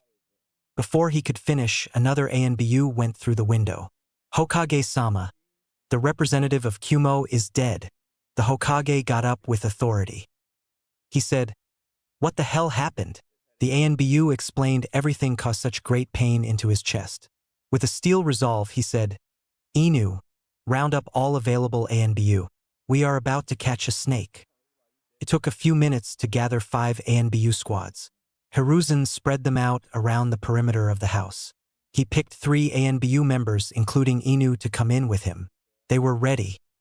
Saya Haruno had a bad feeling. She had the day off for she could be with her daughter, Sakura Haruno. She had been slightly neglectful to her daughter. It wasn't because she hated her daughter or anything like that. It was simply because being an ANBU commander was keeping her away almost 20 hours per day. She sighed as she sat on the chair in the living room and was doing a puzzle with Sakura. She looked at the picture of her and her late husband. She wanted to be a housewife where she could be with Sakura every day while her husband worked. Her husband was an ex-jonin who became famous for his amazing banking skills. He was one of the reasons that Konoha had one of, if not the biggest financial surplus in the world. His interconnections with the other businesses strengthened the shinobis and civilians. He made some union agreements that stopped a civil war in Konoha. Oh, how she missed him. He was killed in the Kyuubi attack when he saved some of the merchants from the fires. He was killed when a blazing support beam fell on his back. The blazes were too strong for any of the merchants to save him. She shook her head as a tear went down her face and hit a piece of the puzzle. Sakura looked up at her mother. She had an inquisitive look on her small face as she said, "Ka-san, why are you crying?" Saya chuckled as she wiped her eyes. Sakura cocked her head to the side as her mother started to speak. "I'm not crying, honey. I just had some sweat coming down." Sakura asked, "Ka-san, does sweat come out of your eyes?" Saya laughed as she rubbed the top of Sakura's head. Oh, how she loved her smart daughter. She saw a shadow land on her cherry blossom tree in front of her house. In a moment, her eyes went stone cold before going soft. She said, "Sakura-chan, I want you to go to your room. I'll be up there to play a game with you." Sakura frowned slightly. She nodded as she ran upstairs. "Okay, Ka-san." When Sakura left, the shadow promptly came in front of Saya. Saya's eyes became hard and cold. It was almost like steel. She said as the ANBU member fell to one knee, "Saru, you know, and I know that I do not like to bring work home, especially when I finally have a chance to be with my daughter for a full day for the first time in 18 months. So this better be fucking important." Saru nodded as he spoke. "I know, Saya-sama, and I am so sorry to interrupt your time with your beautiful daughter. This is really important. Your suspicions were correct. Orochimaru was the owner of the illegal labs. There is more. He is the accomplice to the failed attempt of kidnapping of the Hyuga princess. There is more. It seems like Orochimaru experimented on the Kyuubi Jinchuriki." Saya's eyes went wide at this. She could believe that she was right about Orochimaru was the owner. After all, he was a scientist who had privileges, so he would be a prime target. But with what happened with the Hyuga princess caught her in a loop. What shocked her the most was the fact that he experimented on Naruto. There were no visible signs of abuse or anything. She said, "This is bad. I see that you probably told the Hokage or the Hokage knows. I have 2 questions for you. What did he say that he wanted done? The second is, how was Hidonis able to even get that close to the Hyuga princess? The Hyugas have the best security system with their Byakugan." "Well, I could answer that, you little wench." Saru was not quick enough to move when a kunai sliced his neck. Blood started to spurt out as he fell to the ground. Saya looked in horror as the very last person she wanted to was standing in front of her. Orochimaru. He had a wide smirk on his face as he twirled the kunai in his hand. He said, "Well, Haruno-san, it is a lovely day, isn't it? I mean, you have the day off to spend time with your precious daughter, but here we are with dead body on the floor and an innocent kid upstairs. How things can turn so quickly." She growled as he continued to speak. "Well, Haruno-san, we both know you move you die and you kid will be dead at best. Now you wanted to know how was anyone able to crack the guarded treasure chest, also known as the princess. Well, what would one say if one spiked the drinks? It's easy when you are at a birthday party you voluntarily didn't go to. You should know at the party, I was gonna let you be reacquainted with your husband. Pity." She growled as she slightly moved her hand to press the button. She slowly got up as she spoke in a calm voice. "You know, Orochimaru, you think that you can come to my house, my home, and threaten my family. I'll be damned to let you live." She threw a kunai at the Hibi Sannin. He easily deflected it only to be acquainted with her cocked fist. Orochimaru was sent back only to feel someone behind him. Saya did a spin kick into his back only to him disappear. Orochimaru landed behind her and kicked her into a wall. Orochi smirked as he taunted her. I guess it is true. The harder a girl hits a boy, the more she loves him. She growled as she took her pink sword out of the sheath that hung on the wall. She got into a defensive position as she spoke. Oh yeah, Orochimaru. I'm absolutely crazy, almost stalker type about you. Get over yourself. Orochi pulled a kunai out and got into an offensive stance. He rushed to her at great speed as his kunai and her pink sword collided. He said, I am over myself, but I want to be under you. Orochimaru was trying to push her into a wall. She sneered as she pushed the man back with her brute strength. Orochimaru was having a hard time pushing her back as her blade was sharper than anything he has ever seen. She was cutting the kunai clean through. He knew he had to end this quickly. He used his tongue to pull out a small canister out of his pocket. Her eyes went wide at this and kicked him in the solar plex. This only helped him as he released the smokescreen. She coughed and closed her eyes. She started to swing her sword, literally cutting the air. She screamed, Where are you, Orochimaru? Show yourself, you sniveling snake. It did not help her as he disappeared into thin, crisp air. Or so she thought. Looking for me, beautiful? Orochimaru whispered into her ear. Her eyes went wide as Orochi held on to her. He said as she struggled to break free, I told you from the beginning, if you moved, you died. Well, my dear, the game is over. Her eyes went wide as she felt Orochimaru sink his elongated canine teeth. She screamed as she tried and struggled to get Orochimaru off. She tried to fight, she really did. Saya felt her body starting to go weak. The feelings in her arms and legs started to go. She had only one thought. I got to fight for Sakura. I can't let her be without a father and a mother. I've got to fight. She poured chakra into her blade, used the last of her strength to do a reversal, and slashed the Hibi Sannin with her pink blade. Orochimaru was sent back to a wall with a thud. He had a huge slash mark over his chest. His eyes were wide in horror as he saw his blood on her blade. The sword was a special weapon that has been with the Haruno family for years. If a Haruno poured their chakra into the weapon and got the blood of their opponent, the opponent could not kill that person or anyone in their family. It only works once per person. Once that Haruno dies, the curse would also die as well. As she was slipping from consciousness and bleeding from her mouth, she chuckled. She said with her last breath, I beat the game, Orochimaru. Orochimaru screamed as he once again was tricked by this Haruno bitch. He had to hurry and get out of here. He looked over to see Saru's dead body and smirked. How useful you are dead, Saru, Orochimaru said as he took Saru's armor. He thought, this might not be a bad thing after all. I'm going to get away with murder. Literally. After he was fully garbed in Saru's armor, he saw shadows going to his house. This should be interesting. Orochimaru was cornered. Yes, the Hibi Sannin was cornered by Sandaime Hokage and 3 ANBU members. Hokage's face was that of rage as he put the bow staff at the Hibi Sannin's neck. Orochimaru, you are under arrest for treason against Konohagakure no Sato, the attempted kidnap and murder of Hien Hyuga, the murder of Hariko Yamanaka, the attempted kidnapping of Hinata Hyuga, an accessory to the murder of Hisashi Hyuga and the experimentation of Naruto Uzumaki. Orochimaru chuckled at this. My Sarutobi-sensei, it is great to see you. I mean, you barely come around to visit anymore. But now you bring not one, not two, but 5 different ANBU squads. I must have done some very bad. But I've done something worse. I know that I won't be forgiven for what happened to Naruto, but I have long since condemned myself. I must ask Sensei, how does it feel to know that if you had paid an ounce of attention to the boy, this could have been prevented? Hiruzen growled as pushed the boy closer onto his neck. Orochimaru was very calm, that scared the Hokage. He continued with a hiss, Sarutobi-sensei, your plans to make me pay are a little late. I've been gone for over an hour. After all you taught me, how can I hit something that is not even there? Before the Hokage could move, Orochimaru disappeared into smoke. Son of a bitch, he was never here. All right, we got go find him, the Hokage said with authority. An ANBU barraged into the house. Hiruzen said, Saru, you better have a magical fucking reason to be here. I'm in no mood to play around. so you better start talking or you will be my next target. Saru nodded as he spoke.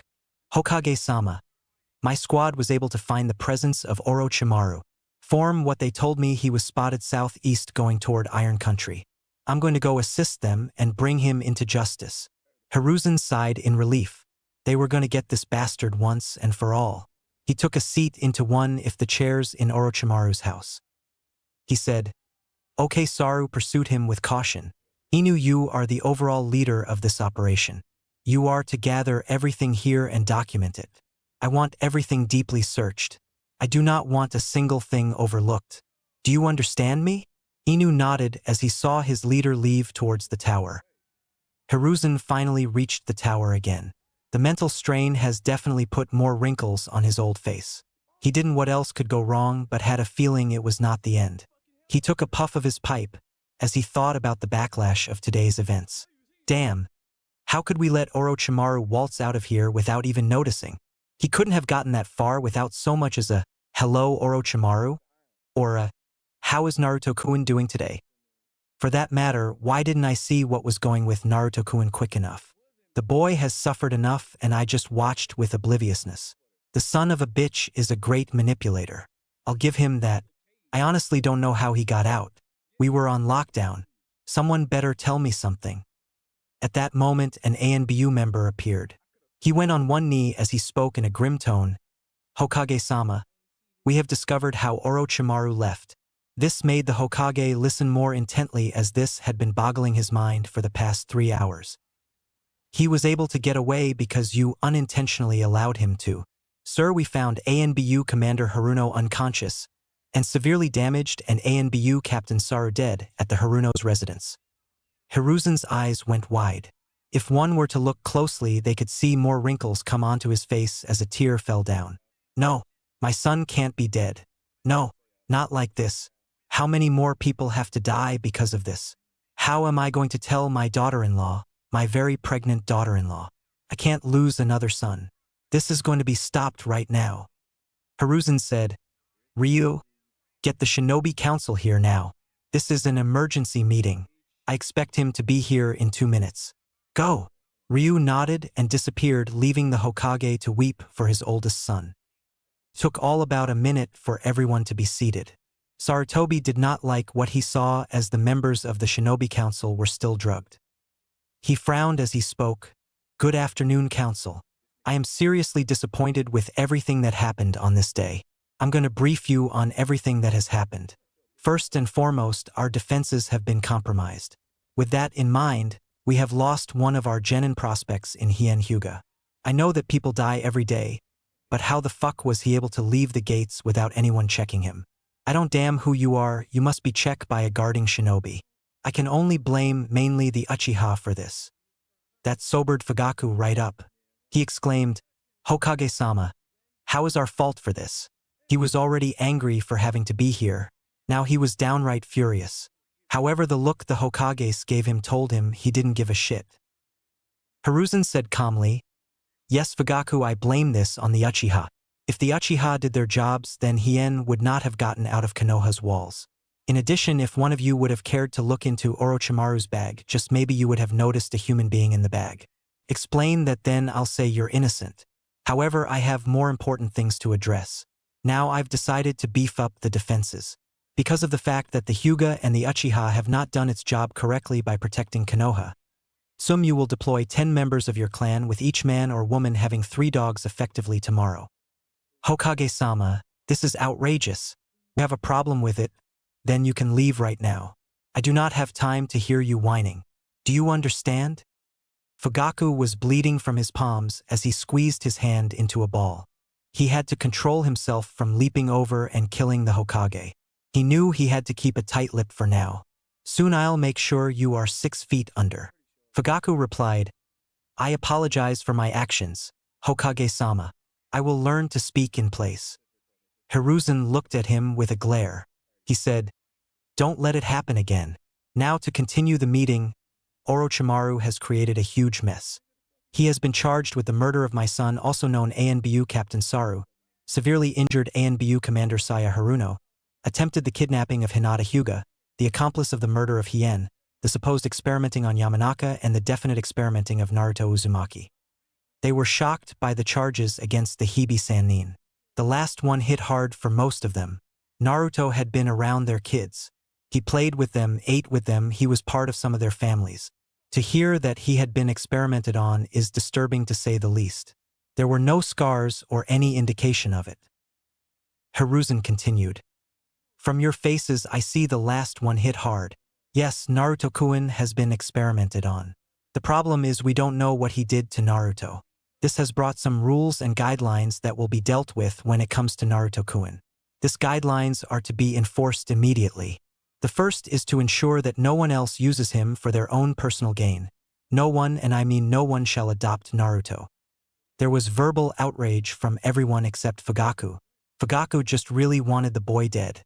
When he becomes Hokage, the boy would be a tool that would be under the Sharingan's control.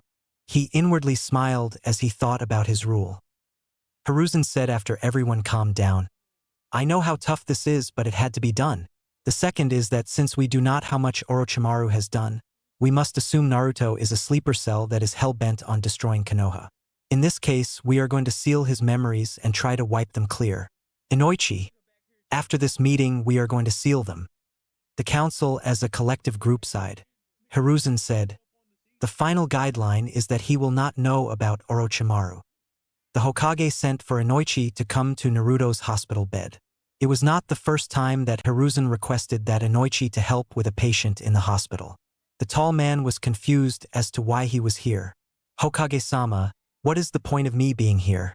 I mean, I could be drawing information from Hitona's brain before